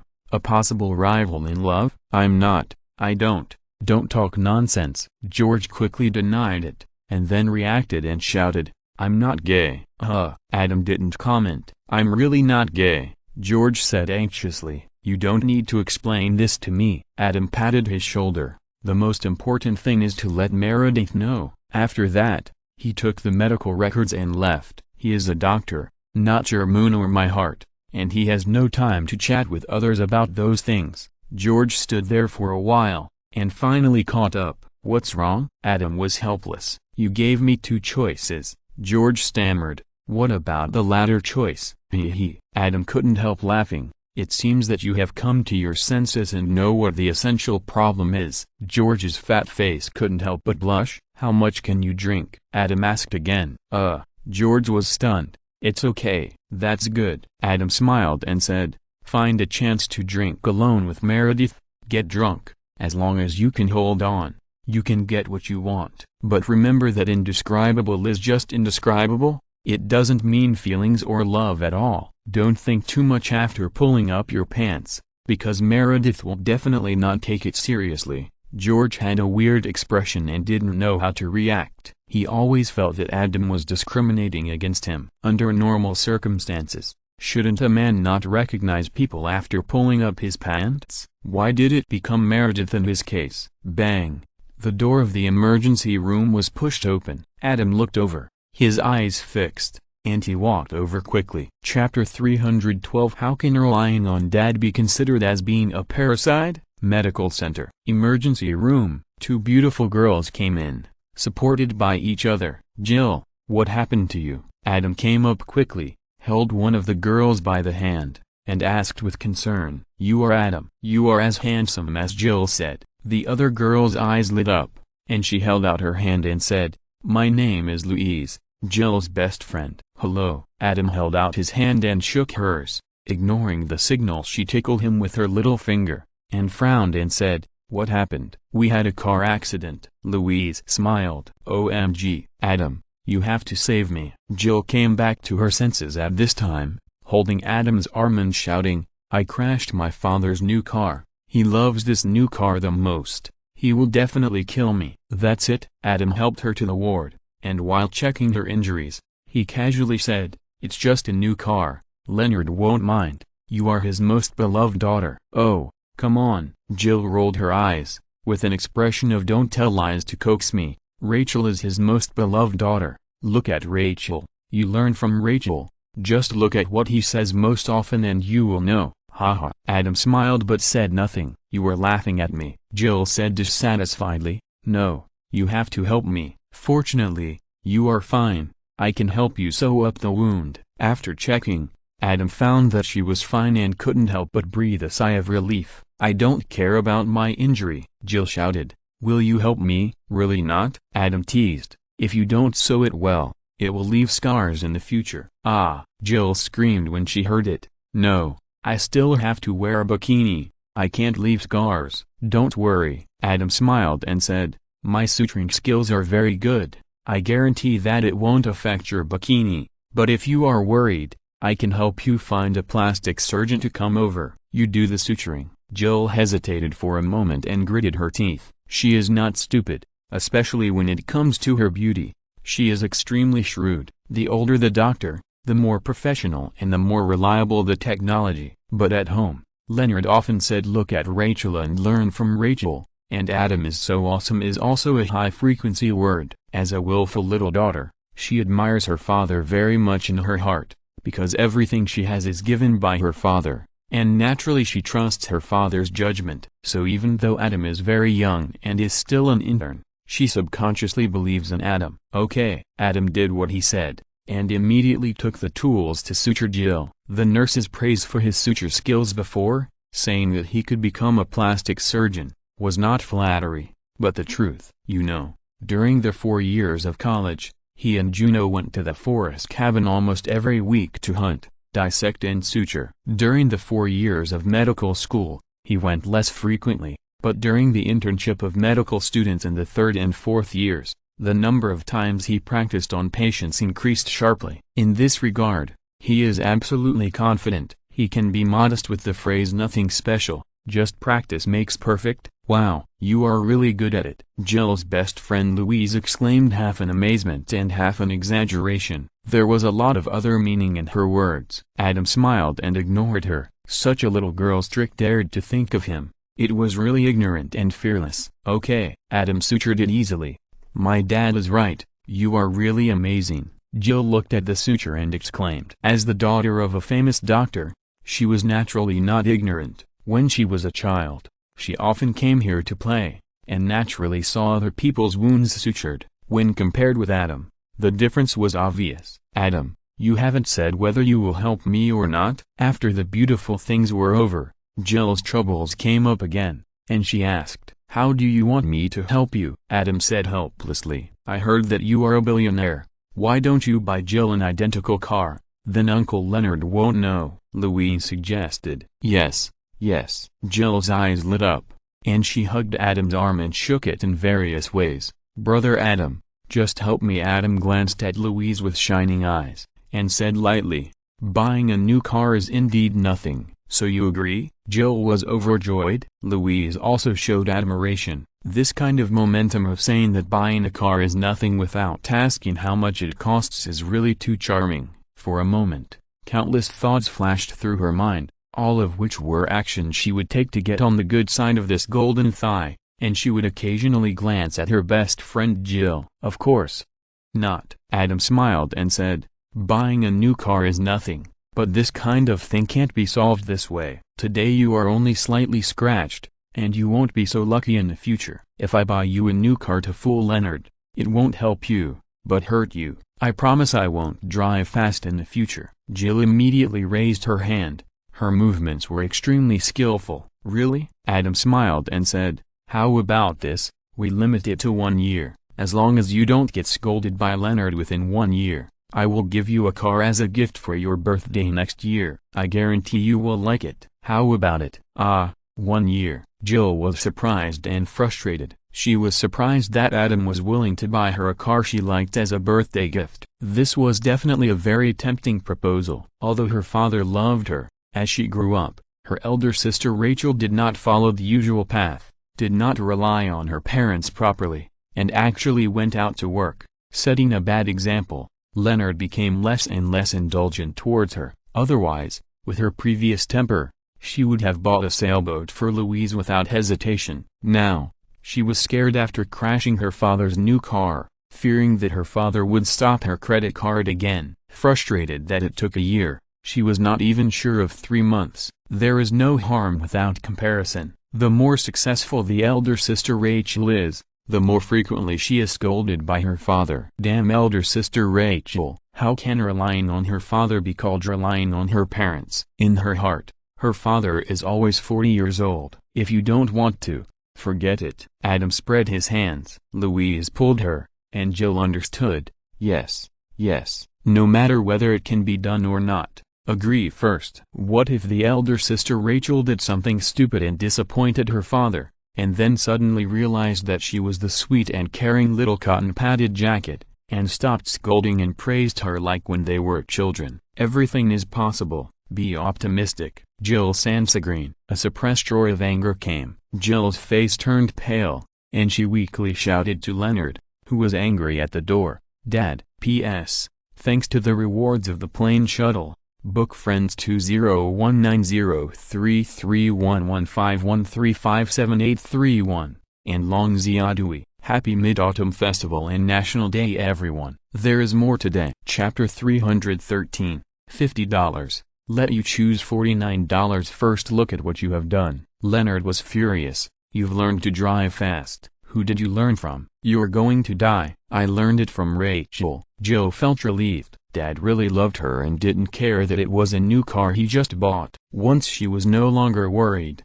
the naughty girl came out. Rachel loves to drive fast. Adam couldn't help but curl up the corners of his mouth. There was really nothing wrong with what he said. Rachel was a typical female devil-level female driver. Her skills were not very good, but she loved to drive fast. Monica's father was ashamed of all the unfairness to Monica. After giving his Porsche sports car to Monica, everyone drove it except Rachel. Everyone kept the same story and kept it a secret from Rachel. It was because Monica didn't believe Rachel. Later, Rachel found out, grabbed the key, went to the highway to drive fast, and was immediately stopped by the police. In the end, she escaped punishment by flirting. Jill really didn't lie about this. She really learned from her elder sister Rachel, just like those methods of acting cute and unreasonable were also left over from Rachel. After all, Rachel was indeed Leonard's favorite. The methods Rachel used were particularly effective on her father. Jill, who was convinced that her father would love her all his life, naturally formed the habit of learning from Rachel's good example. Leonard obviously thought of this, and his momentum stagnated. Then he glared and said, "These are all bad habits that your elder sister has corrected. Why don't you learn from your elder sister's advantages? She has long stopped using my money and has become a manager of a large company. Why don't you learn from her?" "I'm still young," Jill muttered. "Not young anymore," Adam couldn't help but say. "When Rachel was your age, she had already come out to work as a waitress." "That's because she's stupid." Jill pouted and said, "What a waste of time. She worked for several years and finally gave up. Even if she is now, how much money can she make after working hard for a year? How many bags can she buy?" Adam's mouth twitched and he was speechless. Although Rachel has worked in the management of a large company, she is still a low-level manager. Her income is not low, but it is far from enough to buy luxury goods. Jill said that Rachel worked hard for 7 or 8 years, but her life was not as good as the life of Miss Green before. To some extent, it is really rough but not unreasonable. Jill, who is particularly sensitive to this aspect, secretly knows what Rachel is talking about after seeing her dress and appearance over the years. How can making money be so easy? She has a good father and was born with technology. This is her greatest ability. Why does she have to work hard and live a lower and lower quality of life? Rachel can support herself. Leonard felt a dull pain in his chest and cursed. Even if I die, she can live well. What about you? Can you? Dad is always 40 years old. How can he get old and die? Jill raised one foot and threw herself into Leonard's arms, saying coquettishly, "Nonsense." Leonard patted Jill's head. His mouth was full of disdain, but his face softened, with a hint of smile. "Does it still hurt?" "Of course it hurts." Jill kept acting like a spoiled child, which gave Adam goosebumps. Leonard was very happy to hear it. After all, she was her father's little cotton-padded jacket, and there was nothing she couldn't get over with a few words of comfort. Leonard was in his 50s and almost 60s, and he had been divorced from Sandra for several years. He was busy with work and had no resistance to his little daughter's closeness and spoiled behavior. "Learn more from your elder sister Rachel." Leonard looked at Jill lovingly. "Make more good friends. Don't just go crazy with bad friends. You are also in your 20s. Louise, standing by, looked embarrassed, but didn't dare to say a word. When Leonard got angry, not only Jill, but also her group of friends were afraid. In addition to Leonard's strong aura as a cardiothoracic surgeon with many years of experience, one of the important reasons was that he was soft-hearted. In daily play, Jill has always been a walking credit card, and the sailboat is just a typical example. "I know." Jill pouted and responded perfunctorily. "Rachel asked me to have dinner with her tomorrow night." Leonard smiled and looked at Adam. "I haven't seen her for a long time. Adam, are you coming too?" "No." Adam's heart skipped a beat and he quickly declined. "You know I don't have time. Besides, you and your daughter haven't seen each other for a long time, so you should get closer. With me here, Rachel probably won't be embarrassed to act like a spoiled child." "Okay." Leonard nodded when he heard it, with an expectant look on his face. Jill pouted, with an expression of Rachel is over 30 years old, and she still has the nerve to act like a little girl. Adam secretly breathed a sigh of relief. If he guessed correctly, Rachel suddenly asked Leonard to have dinner with her, most likely because of her pregnancy. This is a muddy water, and Adam doesn't want to wade into it. That's right. Even if Adam made it clear that Rachel and Ross had better stop fighting, since they already had a child, it would be better to remarry as soon as possible. Rachel did have such thoughts. After all, it is not easy to be a single mother, and it is not good for the growth of the child. The words "where are you, Dad?" made her cry. But Ross is not the Ross she used to be. In one sentence, he let himself go and let his heart run wild. Facing Rachel's temptation, he directly said no one wants to remarry, right? To block Rachel's mouth. He really didn't want to, because he hooked up with a woman from Monica's wedding, and now he was in high spirits. So how could he be willing to give up for Rachel? But seeing the new couple laugh, hearing the old couple cry, Adam didn't believe that Ross didn't realize that Rachel wanted to remarry at all. He didn't care anymore. The former goddess Rachel is just an old friend who can't be more familiar to Ross, who is now a flower. After not caring about it, it is not knowing, not understanding, not wanting it. Rachel may be able to accept such a situation, but Leonard absolutely cannot. "You Ross got my beloved daughter pregnant, but you still don't want to marry her? Let her suffer alone, while you are out there picking up girls and having fun? $50. Let you choose the location of the 49th knife. Anyway, for the last knife, Leonard will definitely make Ross undivided from now on." Adam thinks it is better not to watch this kind of slaughterhouse, because if you are not careful, there is a risk of the fire in the city gate causing harm to the fish in the pond. "Jill,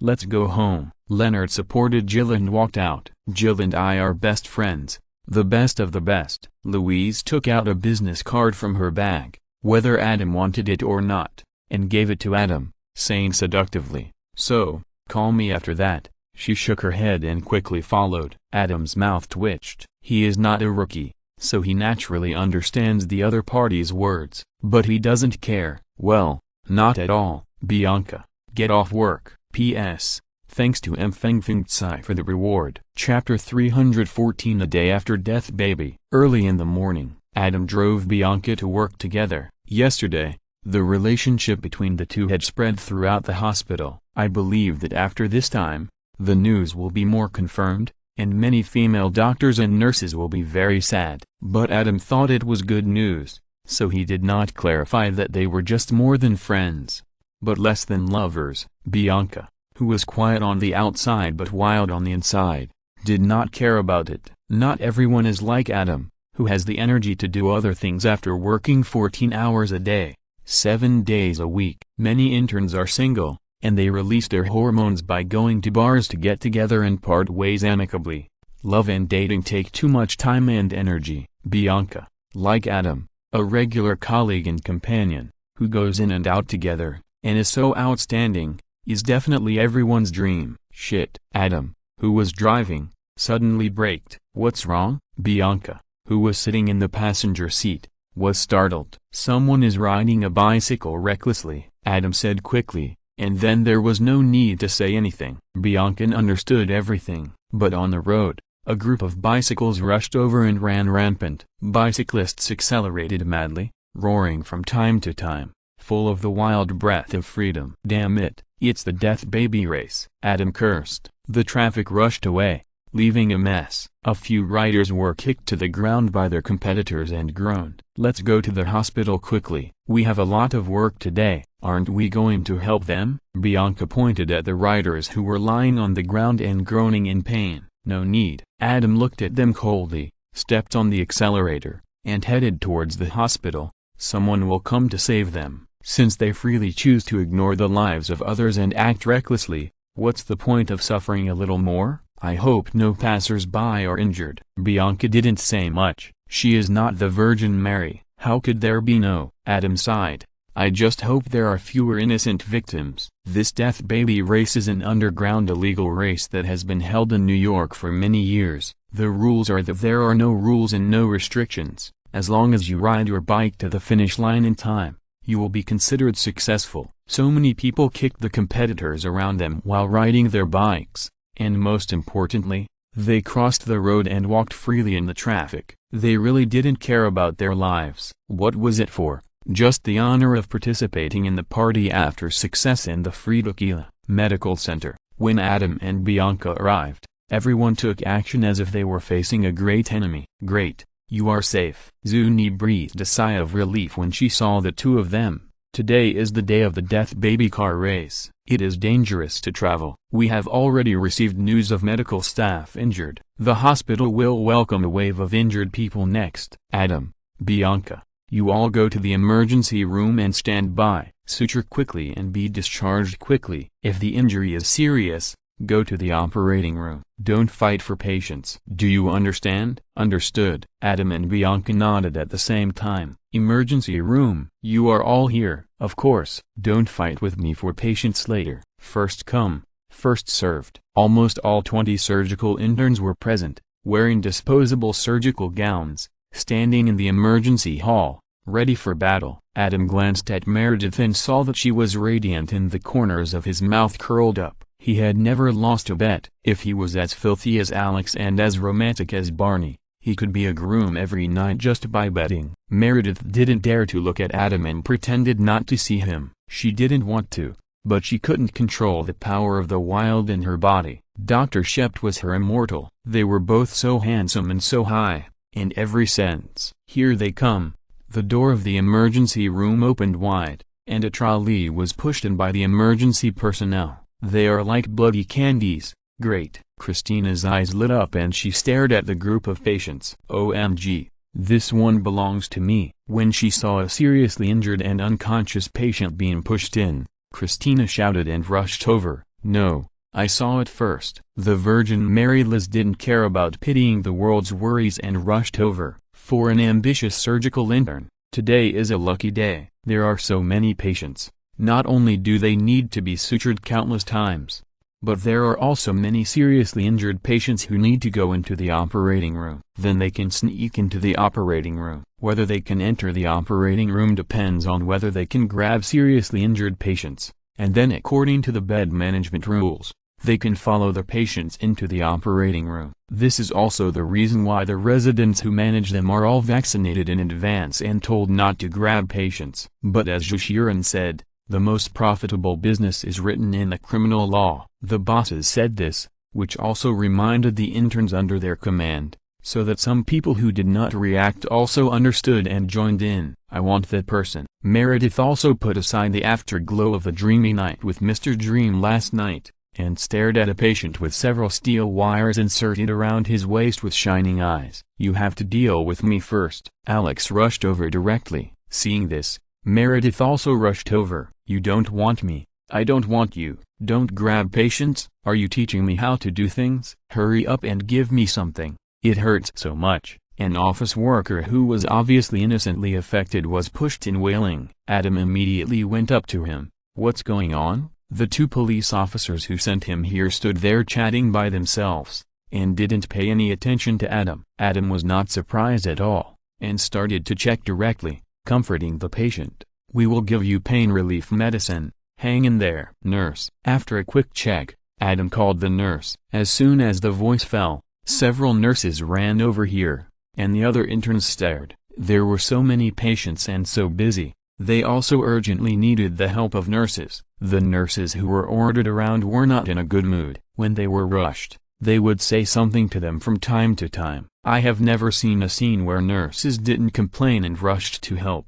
Comparing people is so annoying. Notify the orthopedic surgeon. There is an open fracture here. Okay, Dr. Duncan. A nurse responded and left. Give him a tetanus shot immediately. 5 milligrams of morphine. Another nurse next to him took action immediately. After quickly treating this patient, Adam looked at other patients. Unlike Christina and the others who were fighting for seriously ill patients, Adam only picked those who were obviously innocent victims. Compared with those riders, Adam wanted to help them solve their pain as soon as possible. Of course, he did it without saying anything, otherwise it might get into trouble. After all, doctor should save everyone. Adam. Suddenly, a familiar voice with a slightly exaggerated voice came, which made Adam's mouth twitch. Chapter 315, Human Tragedy Medical Center. Emergency Room. Barney. Hearing the familiar exaggerated voice, Adam looked in the direction of the voice, and it was indeed Barney. What's wrong with you? Adam walked over and said speechlessly,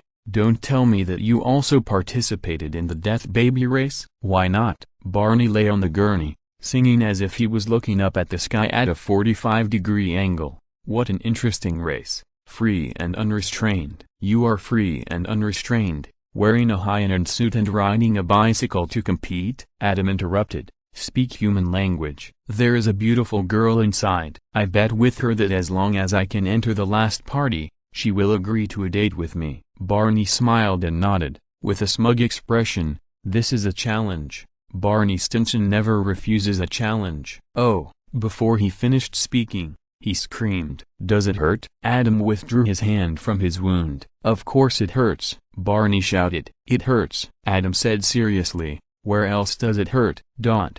Barney felt Adam's sinister malice, so he didn't dare to say anything. He had no doubt that Adam would definitely start there as soon as he said it. The left leg is broken. After checking, Adam said, Nurse, help him call an orthopedic surgeon. Okay, Dr. Duncan. A nurse responded and left. Wow, Dr. Duncan. Barney seemed to have seen a new world. Adam ignored him and walked to the next patient. In the morning, a large number of patients poured in and the hospital was operating at full capacity. Adam also treated several seriously ill patients, all of whom were innocent victims of the death baby race. One of them was declared dead after being rescued. Everyone missed the lunch break because there was no time to eat. They were busy until night. Adam, is Barney okay? Ted and the others heard the news and rushed over. It's okay, Adam said casually. The left leg is broken. It will heal in 2 or 3 months. It's so serious and you still say it's okay? Ted was surprised. He deserved it. Adam was a little indifferent. Who asked him to participate in the death baby race? Ted frowned. Lily stopped him, looked at Adam, and asked with concern, Adam, are you okay? No. Adam shook his head, not in a good mood. Seeing that Lily and Matthew were still looking at him with concern, Adam thought for a while and sighed. Do you know that because of this car race, 2 innocent passers-by have died? They both have wives and children, and are the backbone of their families. Ah, Lily exclaimed. Ted's expression also changed. He now understood why Adam behaved like this. Barney deserves it. Lily's eyes were red. Two happy families were completely broken because of people like them playing crazy. The United States emphasizes advanced consumption, and there is not much savings at all. Once the economic crisis comes, batches of people lose everything. It is a model of one step to heaven and one step to hell. These two innocent passers-by who died, as the backbone of their families, would be fine if they bought insurance. If they didn't, the widows and orphans left behind would be really miserable. What the medical staff said most today was, "I must buy insurance tomorrow." It can be seen how deeply touched they are. "Do you think this is tragic?" Adam said expressionlessly. One of the two did not die on the spot due to ineffective rescue, but was knocked down by a motorcycle that was avoiding the army of bicycles. He was in a deep coma and brain dead. The doctor called his wife and daughter, informed them of the situation, and hoped that they would donate the organs of the brain-dead person. First, the heart, lungs, liver, and kidneys are the main organs. Next is his cornea, because corneal transplantation can restore the sight of blind patients. The wife of this brain-dead man is only in his 30s, and his daughter is only in her teens. They are both kind and honest people. Seeing this, they naturally agreed and signed their names with tears in their eyes. Then what? Lily held Matthew's hand tightly. Then his skin, Adam said woodenly, because his skin can help burn patients. What? Lily and the other two shouted in unison. Too cruel. What about his funeral? How can you make such a cruel proposal in front of a widow who just lost her husband and father? Alas, Adam sighed. So the female doctors who were originally active in this matter finally didn't dare to face the tears and questions of the widow and the orphan, and asked me to persuade them. This female doctor was naturally Christina. The reason why she was so active was that the heart of this brain-dead person was fine, which just matched the VIP client of the chief surgeon. If the wife and daughter of the brain-dead person agreed, she could participate in this heart transplant operation, and also please the chief surgeon, killing two birds with one stone. For this reason, she and St. Mary Liz even went against the medical advice of Dr. Shept and Dr. Burke, and did not wait for 6 hours to declare the patient dead. Instead, when the patient's condition was critical, they forced the patient to transfuse blood, and repaired the body of the brain-dead person through the chief surgeon to provide conditions for heart transplantation. Such an indifferent and active Christina finally didn't dare to face the grief-stricken widow and the orphan, and retreated. You can imagine what a tragedy this was. "Did you go?" Lily said with tears in her eyes. "Don't tell me you went." "I went," Adam sighed, "although it is cruel. The remains of brain-dead people can indeed help more patients. This is also a great virtue. As a doctor, all I can do is to comfort them as much as possible." As a tragic case he took over, Adam had decided to find out the situation of their family afterwards. If they did not have insurance, he would definitely provide help secretly. This is different from those who committed suicide by themselves. Whenever they encountered such a situation, he would not stand idly by if he had enough financial resources. It was also his intention to provide help secretly to the best of his ability. Although this merit was not proportional to the effort, and the life points that could be gained were negligible, it was just for the sake of enlightenment. Did they finally agree? Lily sobbed. "Promised," Adam said expressionlessly. "What's worse is that they are crying, but the culprits are laughing." Many writers clamored for the doctors to sew up the stitches, as they were in a hurry to continue this event. Some even flirted with female doctors and forcefully kissed them, acting like a cool and handsome guy. Our Barney, although he has a broken leg and is lying on the hospital bed unable to move, do you believe that he is also harassing female doctors and nurses? Damn Barney. Damn the death baby race. Lily cursed with tears in her eyes. Matthew and Ted were speechless. Barney was indeed capable of doing such a thing. Before, they were somewhat envious of Barney's unrestrained and uninhibited nature, but after hearing the human tragedy described by Adam, this emotion disappeared completely, and they only felt it was particularly glaring. Chapter 316 The gate of the manor is always open to you. How could this happen? Lily murmured. It shouldn't be like this. Adam sneered. Is there any need to ask this? Don't ask. No, he's not okay at all. When everyone was silent, a suppressed angry shout rang out not far away. Dr. Miranda Bailey, nicknamed Natry, yelled at a group of racers who were obviously racing in the death baby race. He let himself fall on the concrete road at full speed for no reason. Seeing that this group of people were indifferent and still smiling, Dr. Natry Bailey became even angrier and pointed at them. "I know you guys have pierced and tattooed the West poison, and you think you have an indestructible body. You want to rush to the concrete road and fall to your death. It's up to you. Go ahead." But there are others who have to walk and drive. They are trying to save their lives on that road. Today, 2 of them died and countless others were seriously injured or slightly injured. "Just because you people are crazy." Dr. Bailey, seeing that Natry was too angry, Meredith interrupted her quickly for fear that she would be complained. Dr. Natry Bailey was interrupted and reacted. She took a deep breath, looked at them coldly, and turned away. Adam looked at her leaving back, and the dissatisfaction he had felt for being refused entry to the operating room by her disappeared. In such a large hospital, she was the only one who confronted the group of racers in person. This courage won Adam's respect, although her words had no effect at all.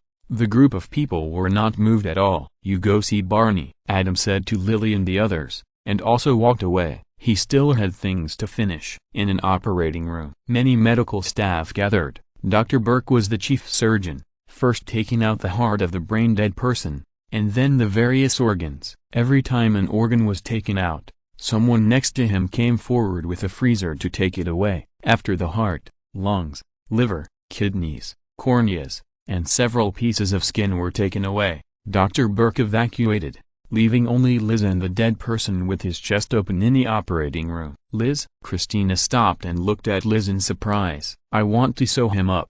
For his family." Liz picked up the needle. Christina's eyes flashed with the image of his wife and daughter crying, and she was a little sad. So she stayed. "Let me do it." Adam pushed the door open and walked in. "My suturing is better." Liz and Christina looked at each other and silently made way. In this atmosphere, even a strong-willed person like Christina did not have any idea of competing. They knew Adam's suturing skills were indeed much better than theirs. Adam used all his strength to sew the deceased back together, making it the most perfect state he could. Mrs. Davidson. After the operation, Adam found the wife and daughter of the deceased in the hall and said softly, "If you want to see him, it's ready." Mrs. Davidson forced a smile, pulled her little daughter up, and followed Adam to the operating room. When she saw her husband lying cold and silent on the operating table, Mrs. Davidson could no longer hold back, hugged her daughter, and cried loudly. When they left this morning, they kissed goodbye,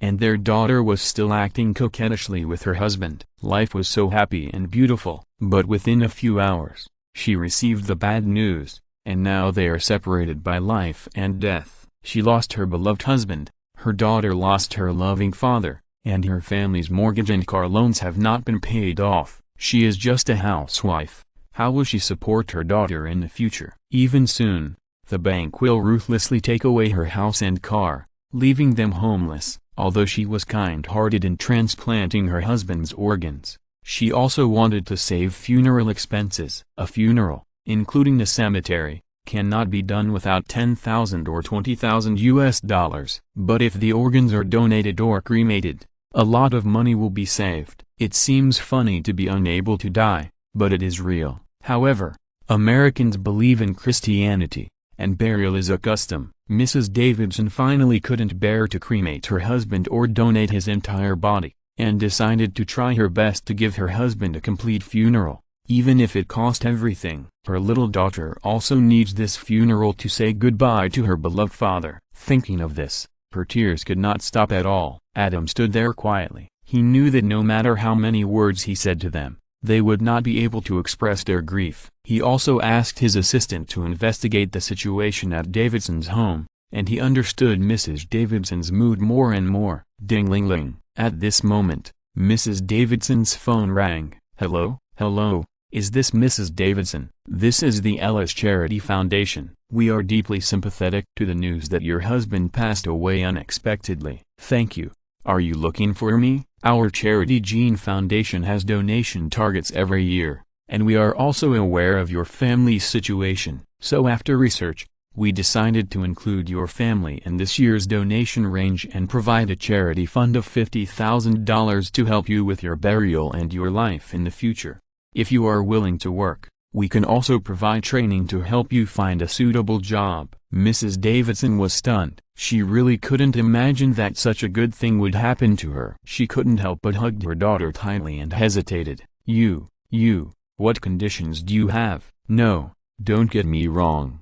We are a formal charity foundation. You can go to the city hall to investigate first. After confirming our qualifications, you can decide whether to accept our charity donations. We will send someone to contact you at home." "Thank you." Mrs. Davidson saw that he didn't seem to be a liar and there were no additional unacceptable conditions. Perhaps her husband's spirit in heaven didn't want to see them suffer, so he asked God for a gift. She thanked him excitedly. Most Westerners are believers. When faced with this kind of miracle and hope, their grief was dispelled for a while. Their husbands were so good-looking that they must have gone to heaven. This was a great comfort to them. "Congratulations." Adam was beside them, smiling and congratulating them. "Thank you." Mrs. Davidson hugged her daughter tightly and choked up. There was nothing more sad or happy than this. Adam smiled and left, walked to a deserted place, and made a phone call. "Thank you, Carolyn. I should say thank you." On the other end of the phone, Carolyn Ellis, the ex-girlfriend and female version of Captain America, smiled and said, "Thank you for your donation. With this money, we can help more people." Haha. Thinking of Carolyn's kindness and good deeds, Adam's depression for the day dissipated by half. It is more appropriate to secretly help patients through Carolyn, because she is formal, professional and completely trustworthy. Adam only needs to transfer the money. "Come and see when you are free," Carolyn invited. "Is it appropriate?" Adam smiled. Carolyn paused and said seriously, "The door of Ellis Manor is always open to you. P.S. Thank you for the reward from Kang's moment." Chapter 317 Men's Mouth Medical Center. Emergency room, nightfall.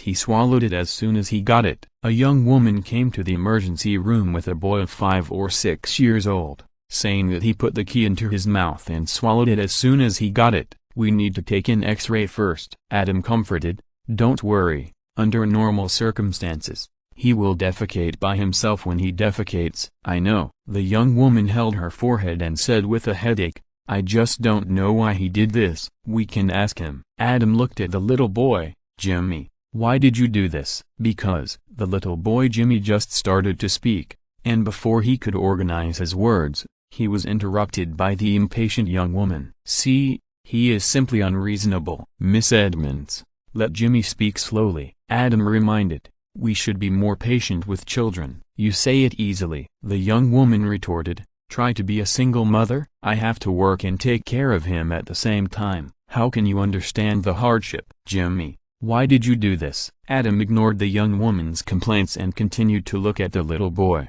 "It is better to avoid arguing with a woman if you can. It is foolish to argue with a female patient. It is even more foolish to argue with a single mother who brings her child to see a doctor. I saw it on TV." The little boy Jimmy tilted his head and said, "What did you see?" Adam's heart moved. "They stuffed things into their mouths, stuffed everything in." The little boy Jimmy's eyes lit up. "What did you see?" "Who told you to see it?" The young woman exploded again when she heard it. "I will fire Nancy when I go back." "Don't get excited." Adam comforted her and looked at the little boy Jimmy. "What you saw was fake. They didn't put the things into their mouths and swallowed them. They were all tricks.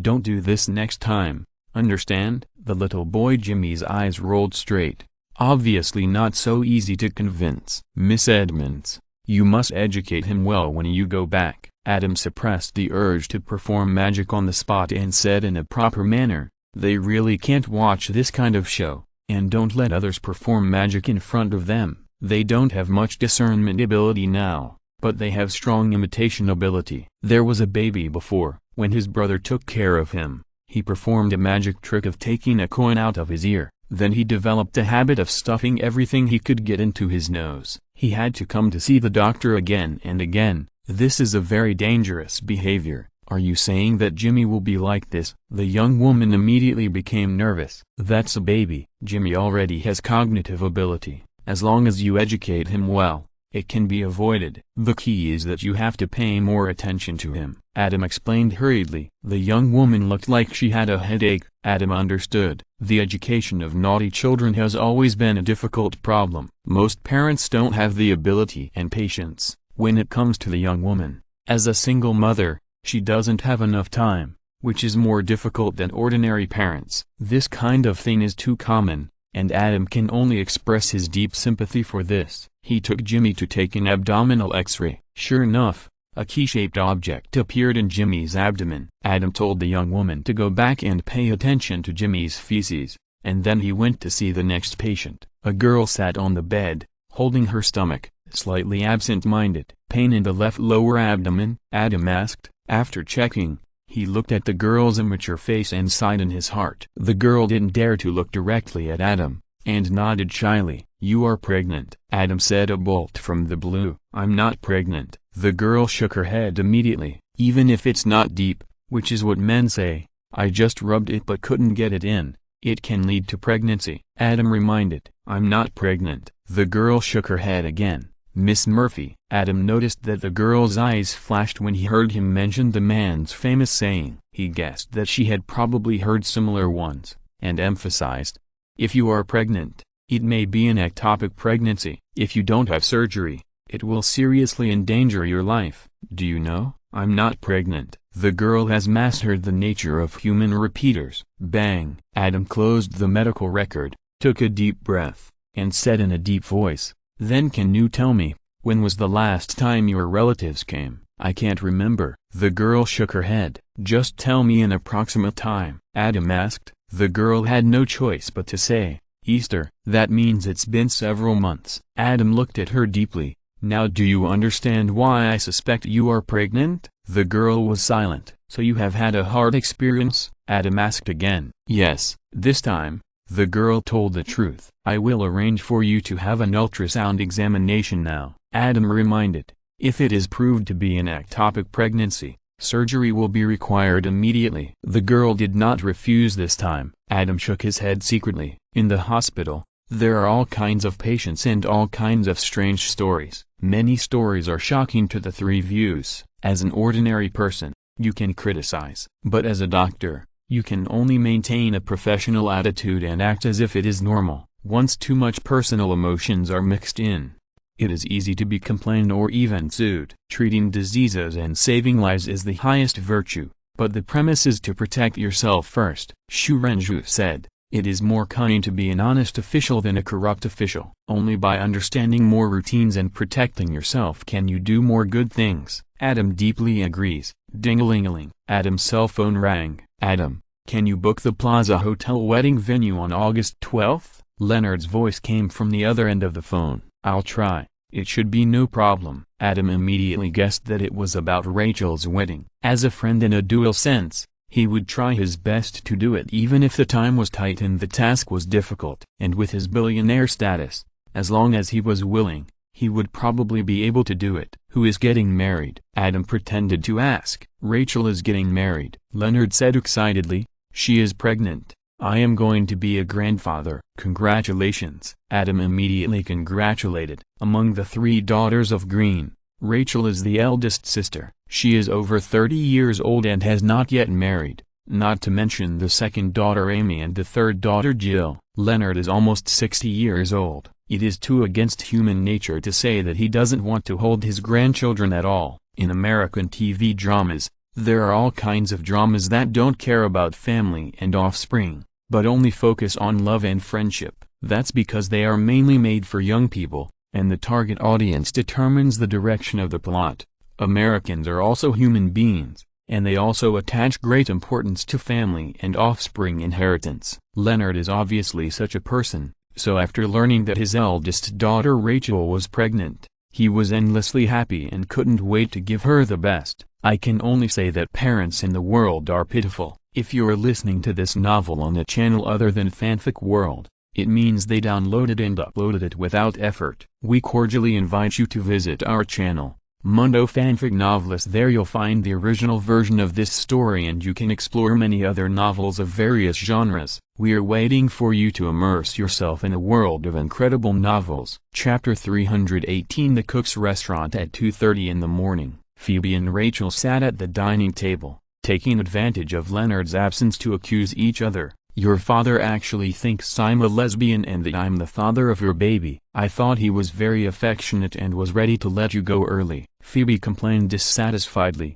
"Hey, that's not the point." Rachel stretched out her hand and waved it in front of Phoebe, reminding her, "I just lied to my father. I won't marry Ross at all. What should I do now?" "Don't worry," Phoebe waved her hand and said, "How old are you?" "You're pregnant. Can he still let you eat your baby like he threatened you to eat a whole pack of cigarettes when you smoked before?" Rachel glared at her fiercely. "Okay," Phoebe smiled and said, "just tell him the truth later." "Didn't you hear it just now?" Rachel said in horror. The way he gnashed his teeth when he said that his first grandson might be an illegitimate child was so scary. "Ah, I have an idea." Phoebe clapped her hands and said, "Since you don't dare to say it, let the child in your belly say it. When he grows up and suddenly appears in front of your father, what a surprise it will be." "That's not a surprise, it's a shock." Rachel rolled her eyes. "Then let Adam say it." Phoebe smiled and said, "Aren't they best friends? Now they work together in the hospital." Rachel's eyes lit up. Compared with the phone message, this idea seems to be more useful. "It's better to die than to die with a friend. I have good news for you." At this time, Leonard, who had finished the phone call, came back and said with a look of relief, "I called Adam, and he will probably be able to help you book the Plaza Hotel as the wedding venue."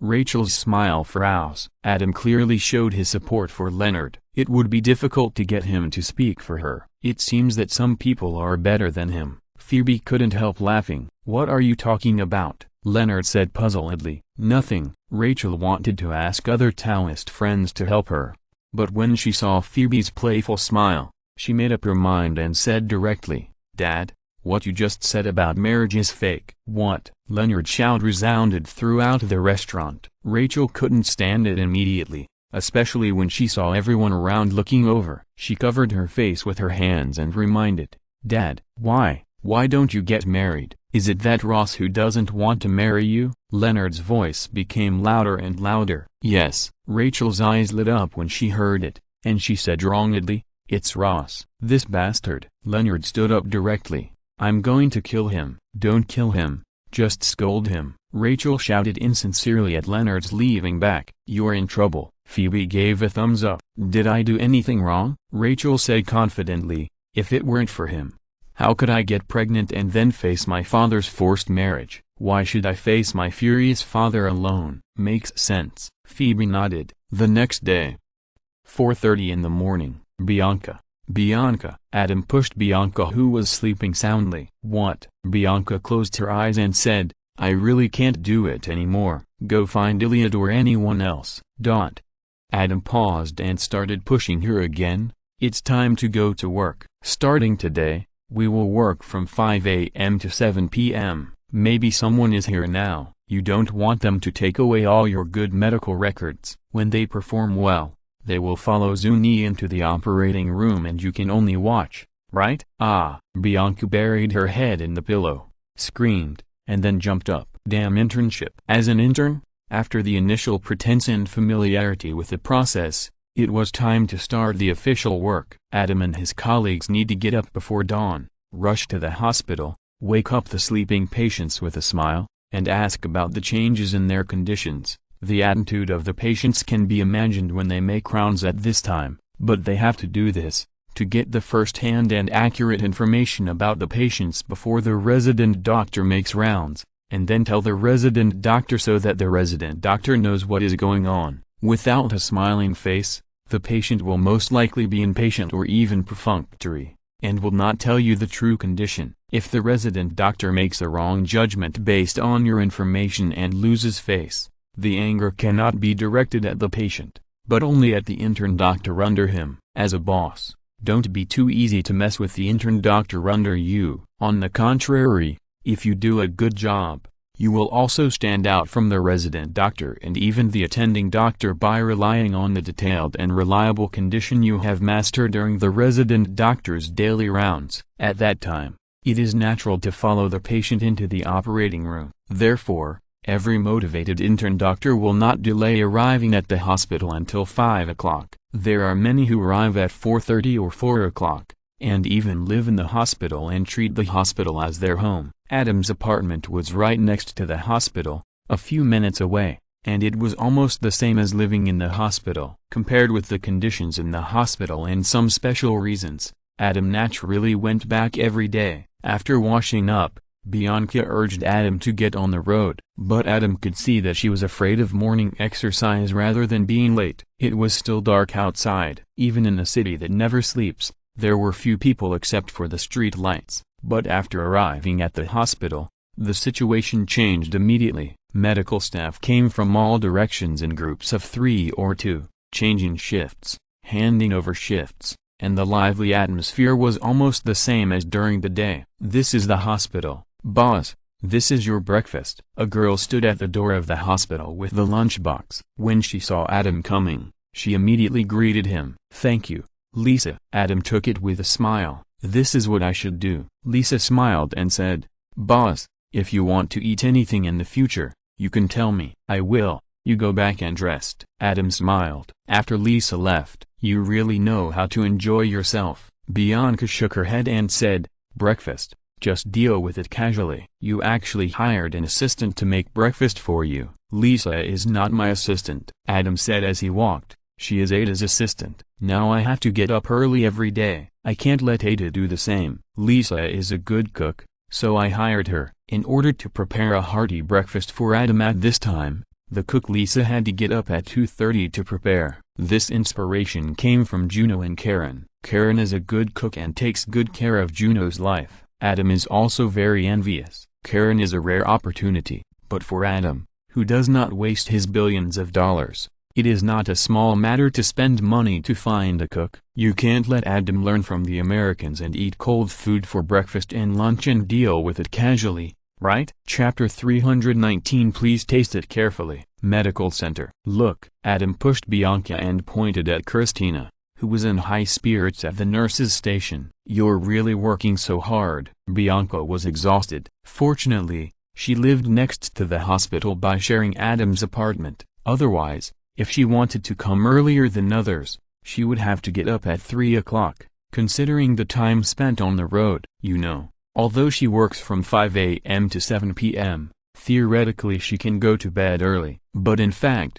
every night after get off work, everyone drags their feet. In addition, she can go back to sleep. Don't be kidding. Thinking of this, Bianca looked up at Adam and began to calculate whether to continue sharing Adam's apartment to save time on the road, or to move out directly to save more sleep time. "You don't understand. I'm a man and you're a woman. You can't walk around in front of me wearing Hello Kitty when I'm taking a shower." The complaint of the sissy fat boy George came from outside the hospital. "By the way, speaking of this, remember to buy sanitary pads for us." Liz's indifferent voice came. "I'm a man. I don't buy women's products." George was about to collapse. "Adam, say something for me," George said anxiously when he saw Adam and Bianca. Oh. Adam stretched out his hand to stop him. "What does it have to do with me whether you are a man or not? Why should I speak for you? Ha ha ha." Meredith and Liz walked away laughing. George looked at Adam with resentment. "Don't look at me like that." Adam shrugged and said, "Who told you to live with them? Can't you find another place to live after moving out of your home?" "Bianca, what's the saying? You just want their bodies. You are a slut." Bianca cooperated and stabbed him in the back. She had heard Adam mention this sentence more than once. As a good friend who knows everything about him, she naturally knew what to do with just a look or a word from Adam. "I didn't," George denied. "Meredith's house is very good, and we are all colleagues, so it is convenient to live together, so I moved in." "Then you can move out now," Adam teased. "Otherwise, when Liz walks in front of you wearing Hello Kitty again, can you bear it?" "Don't talk first. Let me analyze it for you. If you can bear it, it means you are not a man. And if you can't bear it, why don't you move out?" Aren't you greedy for someone's body? You have the heart but not the courage. Bianca. How do you say it? Kin beast and kin beast are worse. You choose one. Bianca understood and cooperated naturally. George was about to cry, and left after saying a word. You are not good people. Who does he like? Bianca asked curiously. What do you think? Adam asked instead of answering. Liz is prettier. But George didn't feel happy when he saw her sentimental side, but tried to stop her. Bianca thought, that must be Meredith. Correct. Adam and her walked to the dressing room, laughing. Then guess again. Does Meredith know that George has a crush on her? She definitely knows. Bianca said, such simple logic will make you understand. Even a rookie who has just begun to fall in love can think of it with a natural intuition of women in this area. Meredith is an expert in love, so how could she not know? Bingo. Adam snapped his fingers. Is she pretending not to know? Bianca suddenly realized. Adam smiled but said nothing. Dressing room. Christina leaned there, mumbling something softly, and Adam could hear it clearly with his sharp ears. 55 years old, female, with pancreatic cancer. Chemotherapy has been carried out. The spread of cancer cells has been controlled. Abdominal pain index is level 3. The maximum level is 10. Feeling nauseous but not vomiting.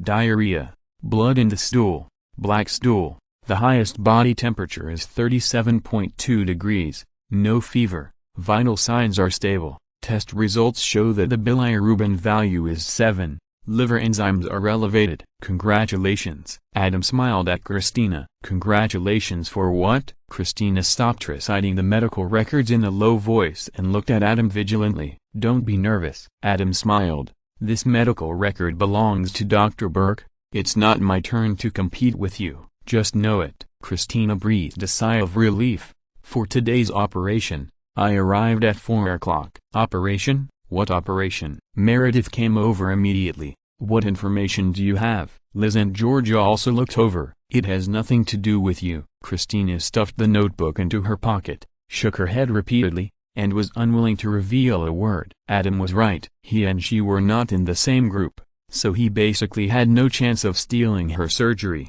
However, Meredith, Liz, and Alex were in the same group as her and were her most direct competitors. Even though she and Meredith were best friends, since they had come to this competition, they had to abide by the rules of the competition. There were no best friends in the competition. She would never forget the moment when Meredith stole her limelight. Today was Friday. Leonard's coronary bypass surgery was scheduled for the morning. Adam naturally had to go into the operating room with her, so he was not arranged by Xuni to go to the emergency room. At noon, in the hospital cafeteria, Meredith, it was a great surgery. Adam congratulated. Thank you, Meredith said happily. It is very rare for a patient to not die instantly after a nail gun shot 3.5-inch nails into his skull, nor did it damage other nerves. Instead, it only compressed the optic nerve. We took it out at the exact angle it was shot in at, and there was no bleeding. The operation was very successful. I have to say that Dr. Shept is a genius doctor. Adam couldn't help but laugh.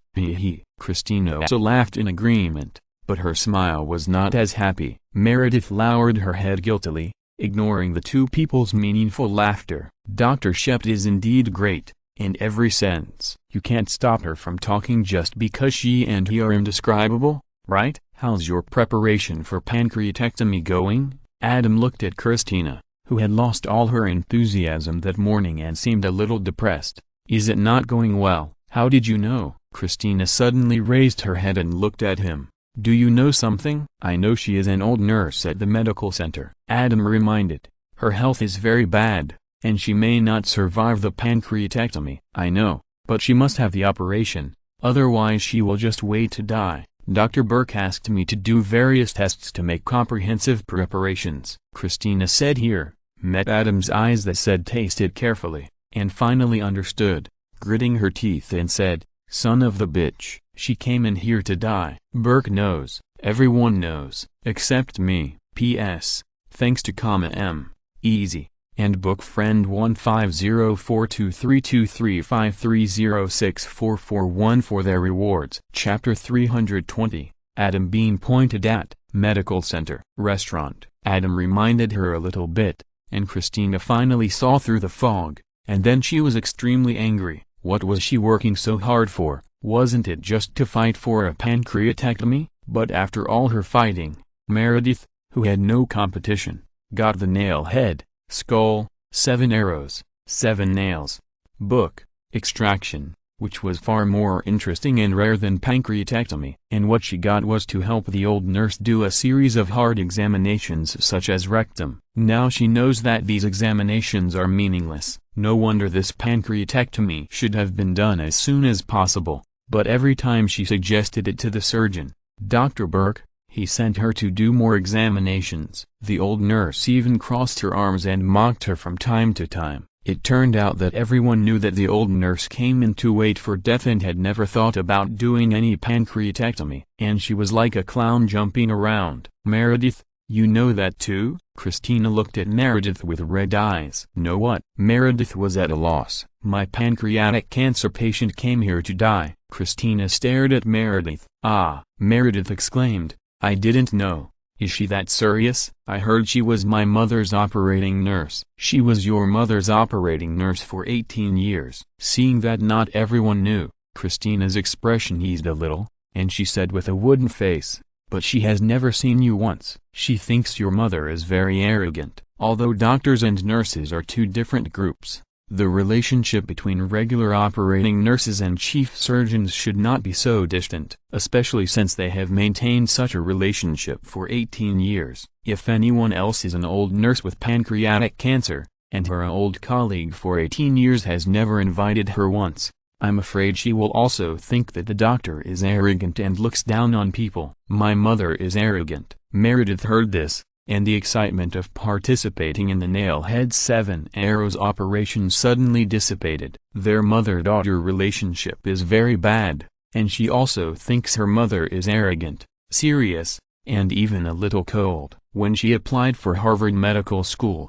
her mother said she couldn't do it, but now her mother has Alzheimer's disease and has forgotten everything. When she heard others talk about her mother's arrogance, she suddenly felt very uncomfortable. How did you get this news? Christina turned her head and looked at Adam. It's not a secret. Adam shrugged and said, when she came in, the nurses knew it. Christina understood. With the nurse's attentiveness to Adam, this news must have reached Adam's ears at the first time. Too much, Christina said depressedly. She is wasting medical resources. She is an old employee who has served this hospital for decades. Adam reminded, when she was dying, she chose to come to the hospital to wait for death. This is also human nature. The regulations are nothing more than human nature. Think about it. If you were her, what would you do? I would choose to have a pancreatectomy. Christina couldn't say anything more when she saw Adam's tell the truth expression. Whoever sits on the butt,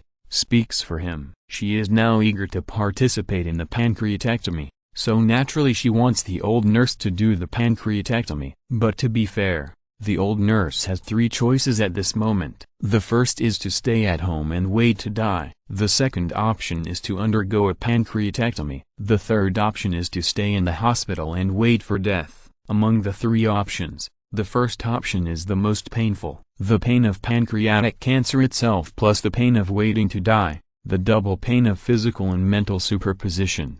No one would choose this. The second option is a pancreatectomy. Given her physical condition, she would most likely die directly on the operating table, but with anesthesia, it is considered the most euthanasia. The third option is to stay in the hospital and wait for death. There are painkillers such as morphine. Compared with the first option, it is less painful, and compared with the second option, it is a little longer. Everyone has a desire to survive, and death is a great fear. Knowing that there is a 95% chance of death on the operating table, who doesn't want to live a little longer unless it is absolutely necessary? Anyone would most likely choose the second option, but as Christina said, the second option is a waste of medical resources, including beds, various examinations, drugs and other resources. Given the profit-seeking nature of American capital, how could such waste be allowed? Therefore, it is illegal and non-compliant to do so. Most people cannot enjoy this treatment at all. The old nurse with pancreatic cancer has been in this hospital for her whole life, and everyone working in the hospital is an old acquaintance. The chief surgeon, the attending physician, the resident doctor, and the nurses all said that the old nurse was going to have a pancreatic resection, and they did a series of tests for her until she died naturally. This is the biggest favor within the regulations. Even if it is exposed, it is not a big problem. Besides, who dares to expose it, unless she doesn't want to mix it? They are all medical staff. The old nurse with pancreatic cancer today may be the tomorrow of everyone else. It is a waste of the public's medical resources and the capitalists' money. Only a fool is willing to offend everyone for this. Christina is obviously not a fool, so she can only feel depressed. While everyone was talking, Liz sat down with a plate. "Isn't this our model doctor?" Christina had a ball of fire in her heart and had nowhere to vent, so she couldn't help but sneer. Liz immediately glared at her fiercely. "Don't look at me like that." Christina knew she had said something wrong, so she comforted him in disguise. 6 feet tall, about 1.8 meters, brutal and perfect, with long hair down to my chest. If I had a figure like yours, I would walk around naked all day long. I wouldn't need to go to school or work. I would have everything I want. Everyone couldn't help laughing. I put on makeup and retouched the photos. Liz felt the kindness and couldn't help laughing. "You're so cool," to stun Alex in the dressing room. George gave a thumbs up. Adam smiled knowingly. After Alex knew that Liz had taken a photo of a heartwarming doctor in Bethany Whisper Girl magazine, he directly copied dozens of copies and pasted them all over the dressing room and even the elevator door of the hospital. After Liz saw it, when Alex provoked her, she took off her clothes and mocked him in front of the crowd. "We are all doctors. Who hasn't learned anatomy? Who hasn't seen the most brutal? Isn't it just a big ball of fat?" As a result, Alex, who was provoking the trouble,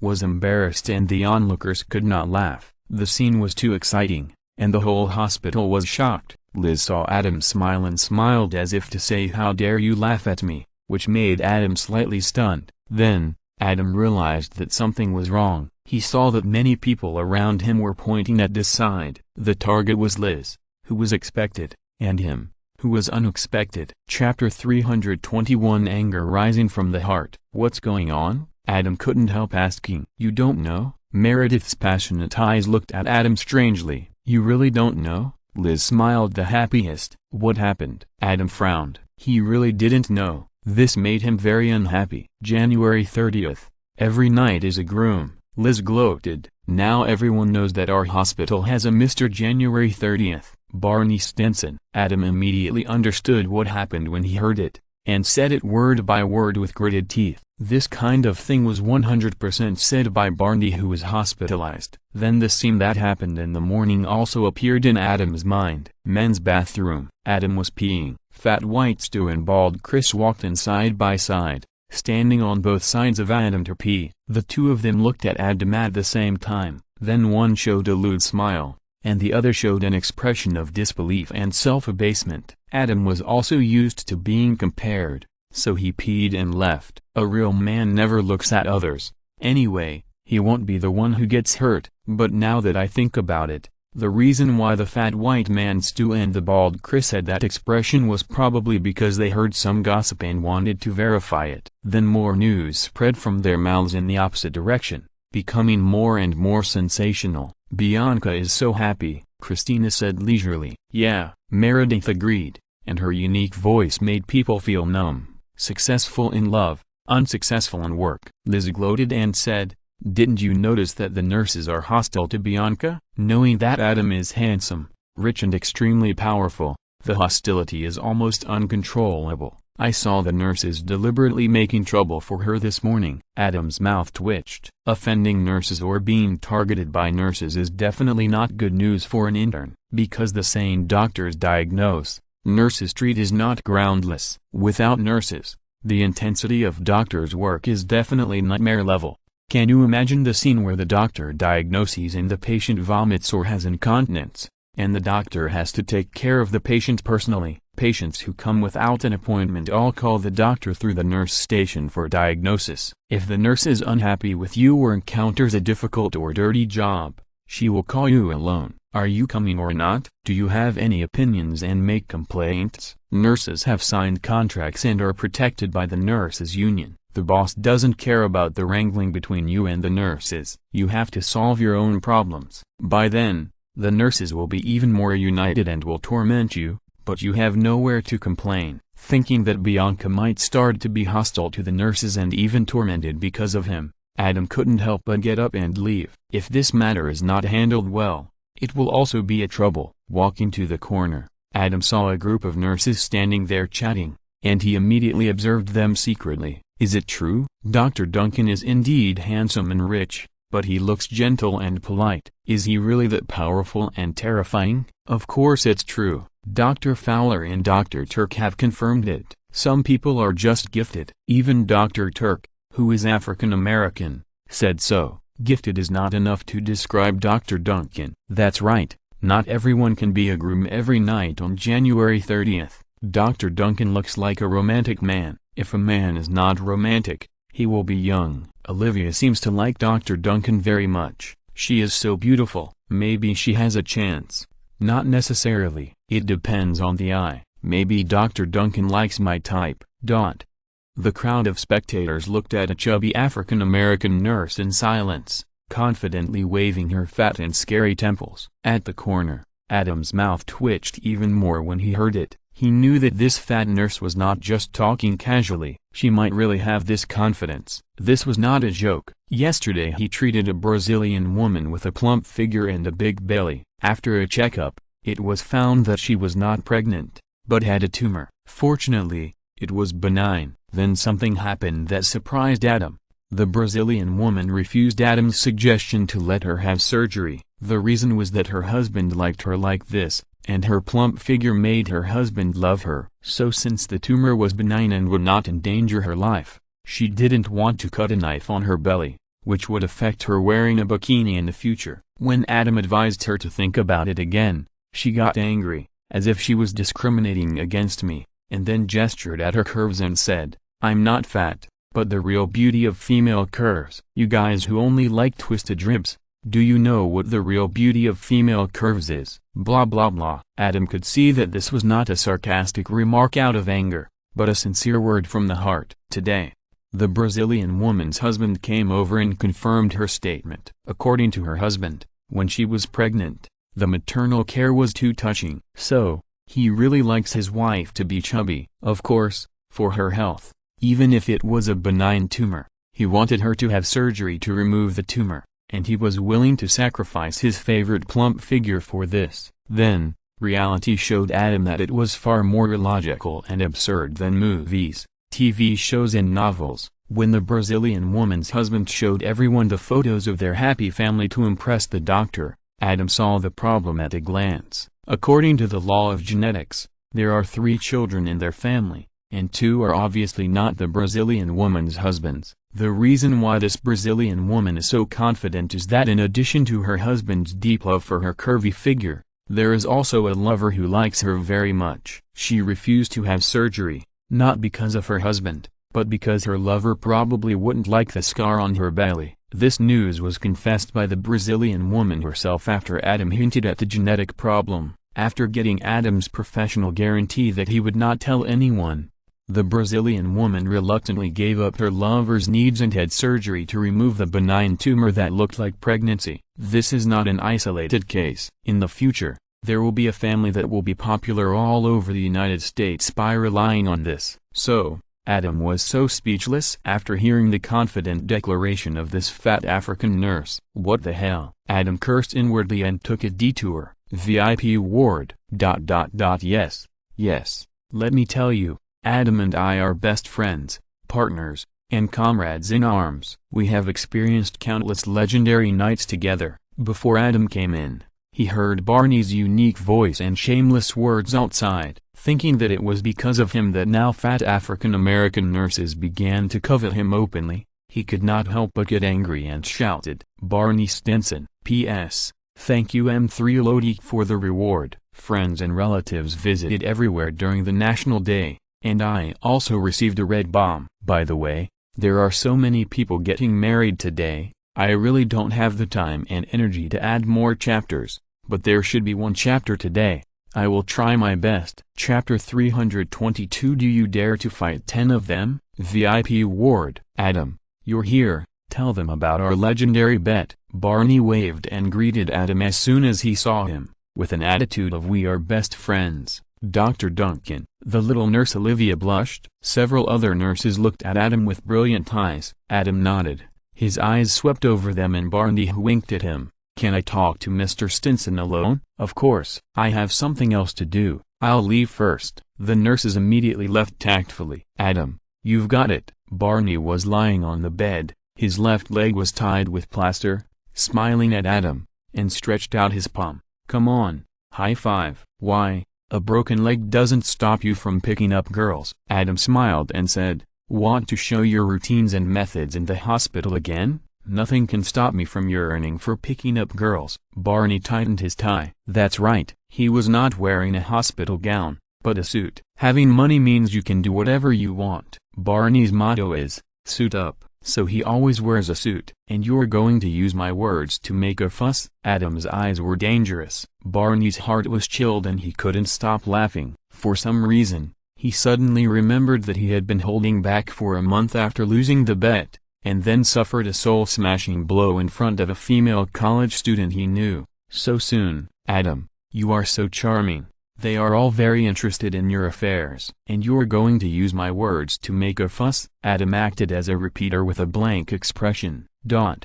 Barney was a little flustered, and an ominous premonition rose in his heart. Do you want to get the crown back? Adam looked at him coldly for a long time, and suddenly smiled. Of course I do. Barney was overjoyed. Are you going to launch a new challenge? Although he guessed in his heart that Adam's challenge was mostly meant to punish him, he still couldn't suppress the urge and surprise to participate. Life should be colorful and full of challenges. What's the point of living a dull life? Smart. Adam smiled and said, do you dare to accept the challenge? Come on. Barney chose to accept without hesitation. He was never afraid of any challenge. You need to rest for 2 months for your leg injury. During this period, if you can flirt with 10 medical staff at the medical center, with home runs as the standard, regardless of gender, I will return the crown to you and acknowledge that you are the strongest. Adam said playfully, of course, you can't use me as a cover, and you can't mention anything about me. If you lose, you must abstain from sex for 6 months, and you can't do anything related to it, not even by yourself. You are too vicious. Barney's eyes narrowed. That month, for him who was obsessed with flirting with girls, he almost went crazy. In the middle of the month, seeing that there was no hope of winning, he also tried to do it himself, and only then did he make it to the end of the month and became the Flash. Now it's directly 6 months, and he is not allowed to do it himself. Once he loses, it's like living in purgatory. Do you dare? Adam sneered. How can he calm the surging true energy in his Ren and Du meridians without being vicious? Challenge accepted. Barney tightened his tie, his eyes full of fighting spirit. You are sure to lose this time. 2 months, 10 home runs. Converted, 1 every 6 days. For him who used to change brides every night, it was not difficult. Although his leg was broken and walking was difficult, it increased the difficulty, but to some extent, it also provided him with a great opportunity to assist. Women who would never give him a chance would not be able to say no at the first time when they saw him like this. As long as he softened his heart, he would have the opportunity to use his routines and means. When there are many people, there will always be a few who are soft-hearted. In such a big hospital, 10 is definitely not difficult. So, he will definitely win. Haha. Adam smiled. I'll wait and see. Ren Shuzu said, you make a lot of money, and I will never lose. Once Barney loses, the 6 months of abstinence, for someone like Barney, the torture he has suffered is enough to calm Adam's dissatisfaction. And once Barney wins, all he paid was a useless crown that Barney lost to him before, and at most a compliment of you are the strongest. But what did Barney get? In addition to this, there is also a high probability of internal diseases. As mentioned before, the reason why Adam basically cut off close contact with his colleagues in the hospital was because American TV dramas and movies were extremely unfriendly to medical staff. The more beautiful, the more dangerous. Barney successfully beat 10 of them, and the risk increased tenfold. Adam didn't think Barney would target ugly women. Of course, even if Barney really didn't care about meat and vegetables in order to win, turned off the lights, closed his eyes, gritted his teeth and stomped his feet, Adam would accept it. Anyway, it was Barney who suffered, and Adam who was happy. This was Adam's hidden lesson. This is the world of American TV dramas and movies. The protagonists naturally can't get incurable diseases, but those curable diseases are still diseases. Once you get them, even if you cure them, it's disgusting enough. For the playboy Barney, this lesson is definitely deep and painful enough, and it may completely change Barney's attitude towards playing with the world.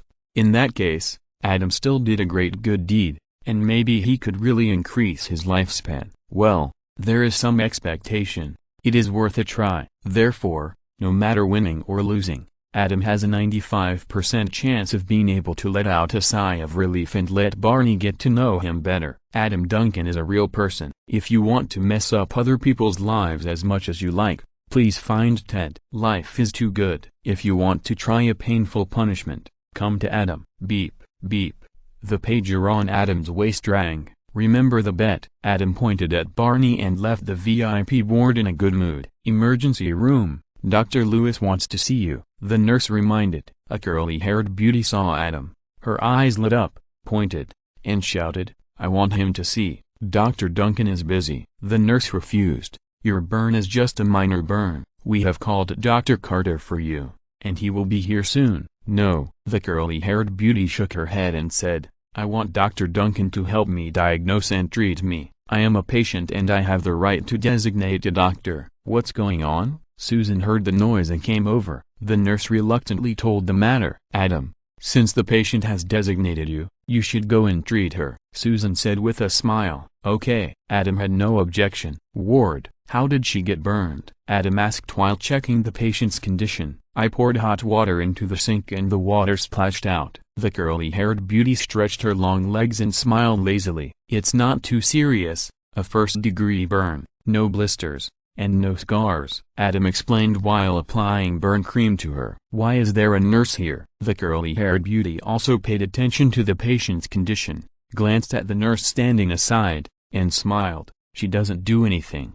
She doesn't have to stand here at all. Hospital regulations," the female nurse said expressionlessly. Curly-haired beauty. P.S. Thanks to the Chu Wang Tang Xiaohui for the reward. Chapter 323 Women's Friends Emergency Room. In the private ward, the curly-haired beauty was a little unhappy with the nurse's choking words, but when she saw Adam's face and felt the touch of him carefully applying the burn ointment to her, she couldn't get angry. "My skin is very sensitive, and your touch is very comfortable." The nurse rolled her eyes when she heard it. Adam's mouth twitched, but he could only pretend not to know the harassment of the curly-haired beauty and said to himself, "This medicine will make you feel much better." The private ward of the hospital was originally to protect the privacy of patients, but at this moment it was a little unfriendly to Adam. Accepting the harassment of the curly-haired beauty is a big trouble. The hospital regulations do not allow close contact with patients. Adam is not that kind of person. If he does not accept the harassment of the curly-haired beauty, what if the other party gets angry and insists on accusing him of harassing her? In this closed space, it is really hard to explain. Fortunately, the female nurse is experienced and followed him indirectly, avoiding the environment of being alone. This also made Adam secretly alert. Boys should protect themselves when they go out. Now, with a female nurse watching, Adam was not afraid of the curly-haired beauty framing him, but he still pretended not to hear her harassment, so as not to provoke her to anger. However, he underestimated his own charm and the curly-haired beauty's ability to flirt. "Your fingers are very long." The curly-haired beauty was very persistent and started to flirt again. "I heard that there is a scientific experiment that studies the relationship between the length of human fingers and certain parts of the body." "Dr. Duncan, do you know?" Adam was speechless, but silently speeded up the speed of bandaging the wound. Sure enough, the dirty science experiments are the most popular. Yes, even the uneducated Luziabu knows to do science experiments to earn a living. What's so strange about the curly-haired beauty who doesn't seem to like science knowing this science experiment? "Your fingers are not only slender, but also extremely powerful. The curly-haired beauty persisted and continued to flirt. If I had known that you had a doctor like you, with superb medical skills, I should have changed into a clean pair of underwear and come here. Adam bandaged his wound on his own and still ignored her. I know you can see it. The curly-haired beauty tilted her head and chased Adam's eyes. And you can touch it too. Ahem. The female nurse couldn't help coughing any longer. This is a hospital. Please don't talk about anything other than medical matters. Please keep these bandages dry for more than a day. Don't take a shower or sit in a bath. Just sponge bath, and you'll be fine in a few days. Adam got up directly after giving instructions. Are you afraid of me? The curly-haired beauty laughed happily. Adam smiled without saying anything and left directly. Hee. The curly-haired beauty laughed triumphantly. He's not afraid of you. The female nurse couldn't help but say. He's just not interested in you. Dr. Duncan is a future star in the medical field. In his eyes, there is only a difference between patients and non-patients. You are just a patient, nothing else. Then why did you stand here from beginning to end and do nothing? The curly-haired beauty smiled contemptuously. That's because we're worried that you'll do something to Dr. Duncan and ruin his future. The nurse said coldly. Are our worries wrong? Haha. The curly-haired beauty put on her shawl, smiled slightly, and left charmingly. The nurse's worries were certainly correct. If it weren't for the nurse, the curly-haired beauty would have reached out and held Adam's hand as he applied the burn cream to her, or would have tickled Adam with her long legs, or even leaned over to kiss Adam who was so close. Who knows? Fairy. The nurse cursed at the curly-haired beauty's back as she left. When they returned to the nurse's station and told the story, the nurses were immediately indignant and decided that if they encountered this situation again in the future,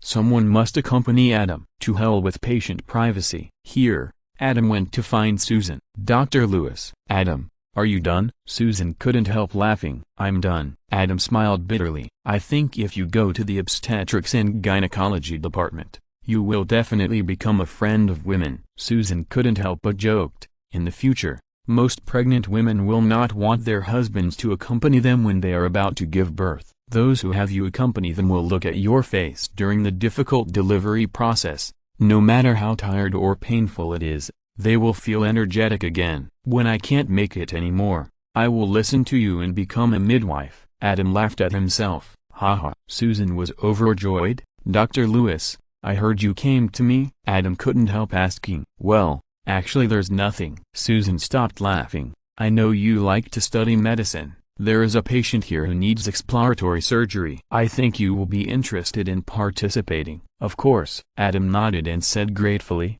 thank you, Dr. Lewis. He belongs to the Green Clinic of Surgery, under the management of resident Dr. Juno. Occasionally, he comes to the emergency department to help broaden his horizons. For patients in the emergency department who need surgery, it is supposed to give priority to interns who study emergency medicine. Susan is definitely taking special care of Adam. You're welcome. Susan handed an X-ray to Adam. This is the patient's X-ray. You diagnose it. Adam took it and put it under the light. Countless relevant information flashed through his mind quickly, and he diagnosed. There is a high-density shadow in the middle lobe of the right lung. It may be an infiltrative lesion, a dense tissue infected in the past, or it may be an inhaled foreign body, or some kind of granuloma. What's your judgment? Susan asked as a medical teacher. Although interns have obtained a doctorate in medicine, they are still apprentices. It is normal to be asked and tested by residents and attending doctors.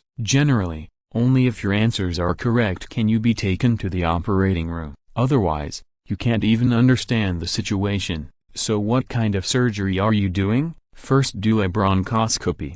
If you can't make a judgment, do an exploratory surgery. Adam replied. One is a non-invasive examination, and the other is an invasive examination. Unless it is absolutely necessary, no one is willing to do an invasive examination, because no matter how nice it sounds, cutting open the originally integrated body is the fastest and most effective method, but the damage to the body is unquestionable. The physical fitness of a person who has undergone surgery or not is different. Otherwise, why do those professions that require extremely high physical fitness, such as pilots, have to ensure that there is no damage to the body, no matter how minor it is? According to the traditional saying of the Eastern Kingdom, this will seriously damage the vitality. Very good, you come with me. Susan was very satisfied with Adam's professional level, which was one of the reasons why she was willing to give Adam more opportunities. After all, the diagnosis responsibility of the intern lies with the resident.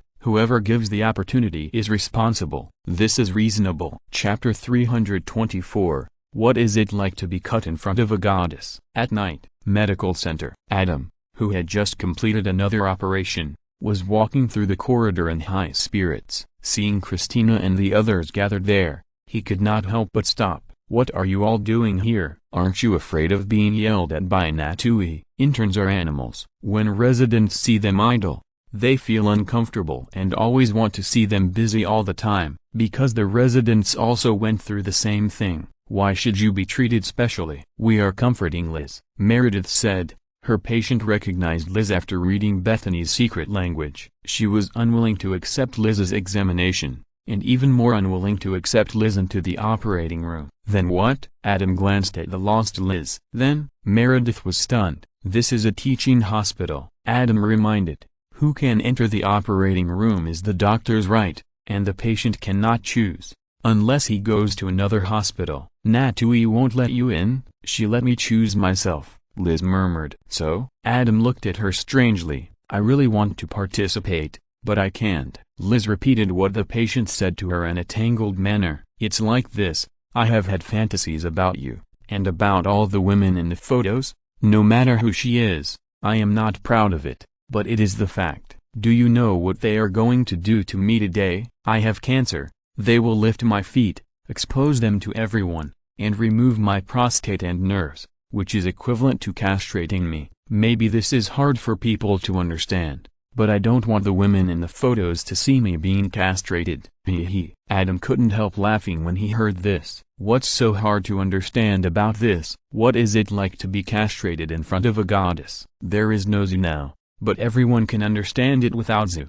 Having fantasies about the women in the photos, and not proud of it? It's really an old white man. This thinking is amazing. Normal people think, shouldn't they feel ashamed of this situation? What are you laughing at? Liz frowned. He doesn't want me to be there. Shouldn't I respect his ideas? No, what he doesn't want is cancer. What he wants is to save his life. Adam sneered. As for his other ideas, as an intern allowed by the resident, you have the right to enter the operating room and don't need to consider his ideas at all. Otherwise, will you respect and cooperate with his fantasies about you? You are a doctor, not Bethany's whisper girl. If you can't bear this, what kind of doctor are you? Liz was shocked. Adam ignored her and looked at Christina and Meredith with interest. What do you mean by looking at us like this? Christina said unhappily. I'm a little curious. Adam smiled. Shouldn't you go and grab the surgery at this time? Christina's face darkened. If it was possible,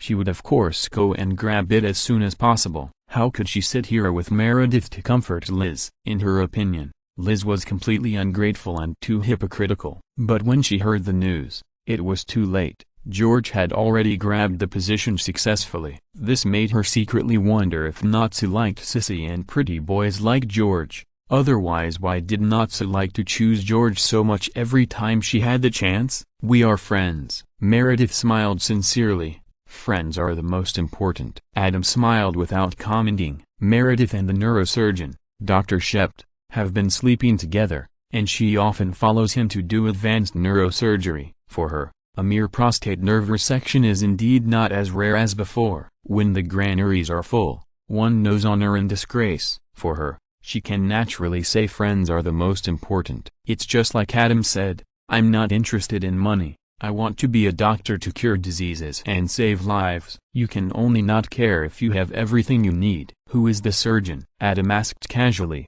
Dr. Victor, Liz replied. Haha. Adam shook his head and smiled. Interesting. What's interesting? Christina asked curiously. You don't know Dr. Victor? Adam said in surprise. His famous saying is young people like to take chances with cancer, but when they reach my age, they know to do things more efficiently. You mean he will completely remove the relevant nerves, even if some nerves can be preserved? Christina immediately understood. Some people call him soft and weak. Although his method is a bit crude, He has one trick that works everywhere. Adam smiled and said, "This patient will never look at certain photos with a distorted face again. Once the prostate is removed and the surrounding nerves are completely removed, there will really be no feeling at all. No desire means no demand." This is also an important reason why many people see more than one doctor for serious illnesses. Each doctor's treatment method is different, and the severity varies. In order to ensure the success rate, some doctors will strongly recommend patients to give up a lot and do not care about the patient's quality of life after surgery. Once you meet such a doctor, it would be fine if you don't know there are other options afterwards, but it would be really painful if you know. Just like this patient who is about to be castrated, he is mentally prepared for this. But is it necessary to be completely castrated? Actually, it is not necessarily the case. Even if there are residual cancer cells, the effect of chemotherapy is not bad. The most important thing is that the heart function can be preserved. For a man, if you give him this choice, instead of exaggerating the consequences of this choice, he will definitely choose this. The reason why the soft Dr. Victor is unwilling to do it is, on the one hand, the success rate of the operation, and on the other hand, it is because it will take more time and energy. Wouldn't it be nice for him to drink more afternoon tea with his time? Don't think that doctors are all virtuous and consider everything for the needs of patients. Doctors are just a profession. Most people choose to be doctors for their high income and high status. Dr. Victor is over 60 years old, and his energy is not as good as when he was young. He has been practicing medicine for so many years and has seen too many patients, and he has gradually become numb psychologically. For the patient's heart function, he has to persist for more than an hour after several hours of high-intensity surgery. For an old doctor like him, making such a choice is actually not surprising. OMG. Liz stood up immediately and ran to the operating room when she heard it. What is she going to do? Christina complained. Does she want to offend Dr. Victor just so that a patient who doesn't want her to get close can continue to fantasize about her? Adam shrugged. This time, Liz didn't think about what he would do, but went straight to it. For the welfare of the patient, she didn't hesitate to offend the primary doctor. Although it was a bit silly, it was hard for people to have negative emotions with this behavior,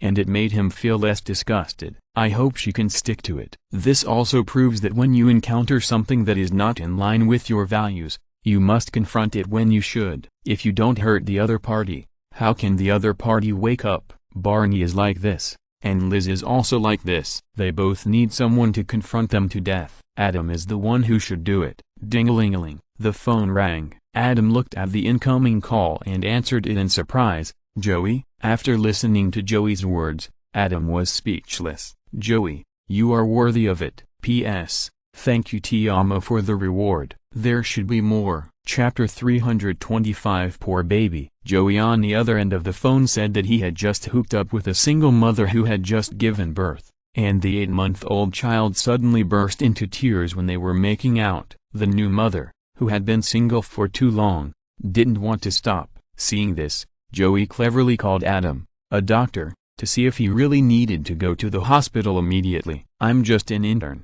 not a community doctor, Adam said speechlessly. You're still thinking about that at this time? Come to the hospital, immediately, right away. Half an hour later, emergency room, ... I don't drink formula milk, I only give her healthy and natural breast milk. How could it be like this suddenly? Her face is so swollen in just a short while. The young new mother talked about the child's situation, with a puzzled look on her face. Delicious. Joey stood by, raised his thumb, blinked and pursed his lips. Don't be like this, Joey. The young new mother patted Joey gently, but she couldn't control the smile in her eyes.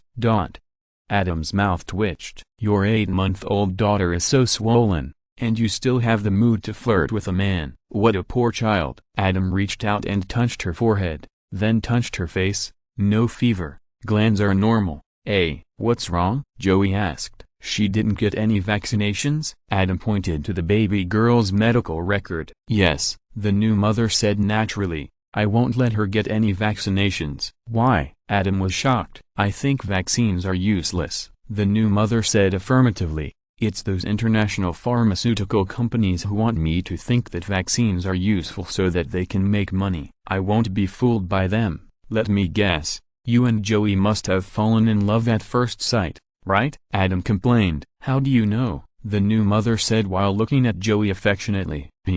Adam's mouth twitched. How did he know? Joey and her, one is stupid and the other is dumb. Fortunately, Joey got a cute and became a cute and dumb, and she got a pretty and became a pretty and stupid. The two were made for each other. It was normal for them to fall in love. The antibodies in breast milk can only protect children for 6 months, so those international pharmaceutical companies think they can make a fortune from you, Adam explained. No, I don't believe it. The new mother shook her head. So many medical accidents tell me that vaccines are unsafe, with many side effects, which can make children depressed and autistic, and even cause death in serious cases. I will never vaccinate my children. Adam paused. This involves the issue of the credibility of Western vaccines. To some extent, this new mother is not talking nonsense. In a country where capital is king, in order to maximize profits, human lives are often ignored. Take the pharmaceutical company where Bernadette works in The Big Bang Theory. As developers,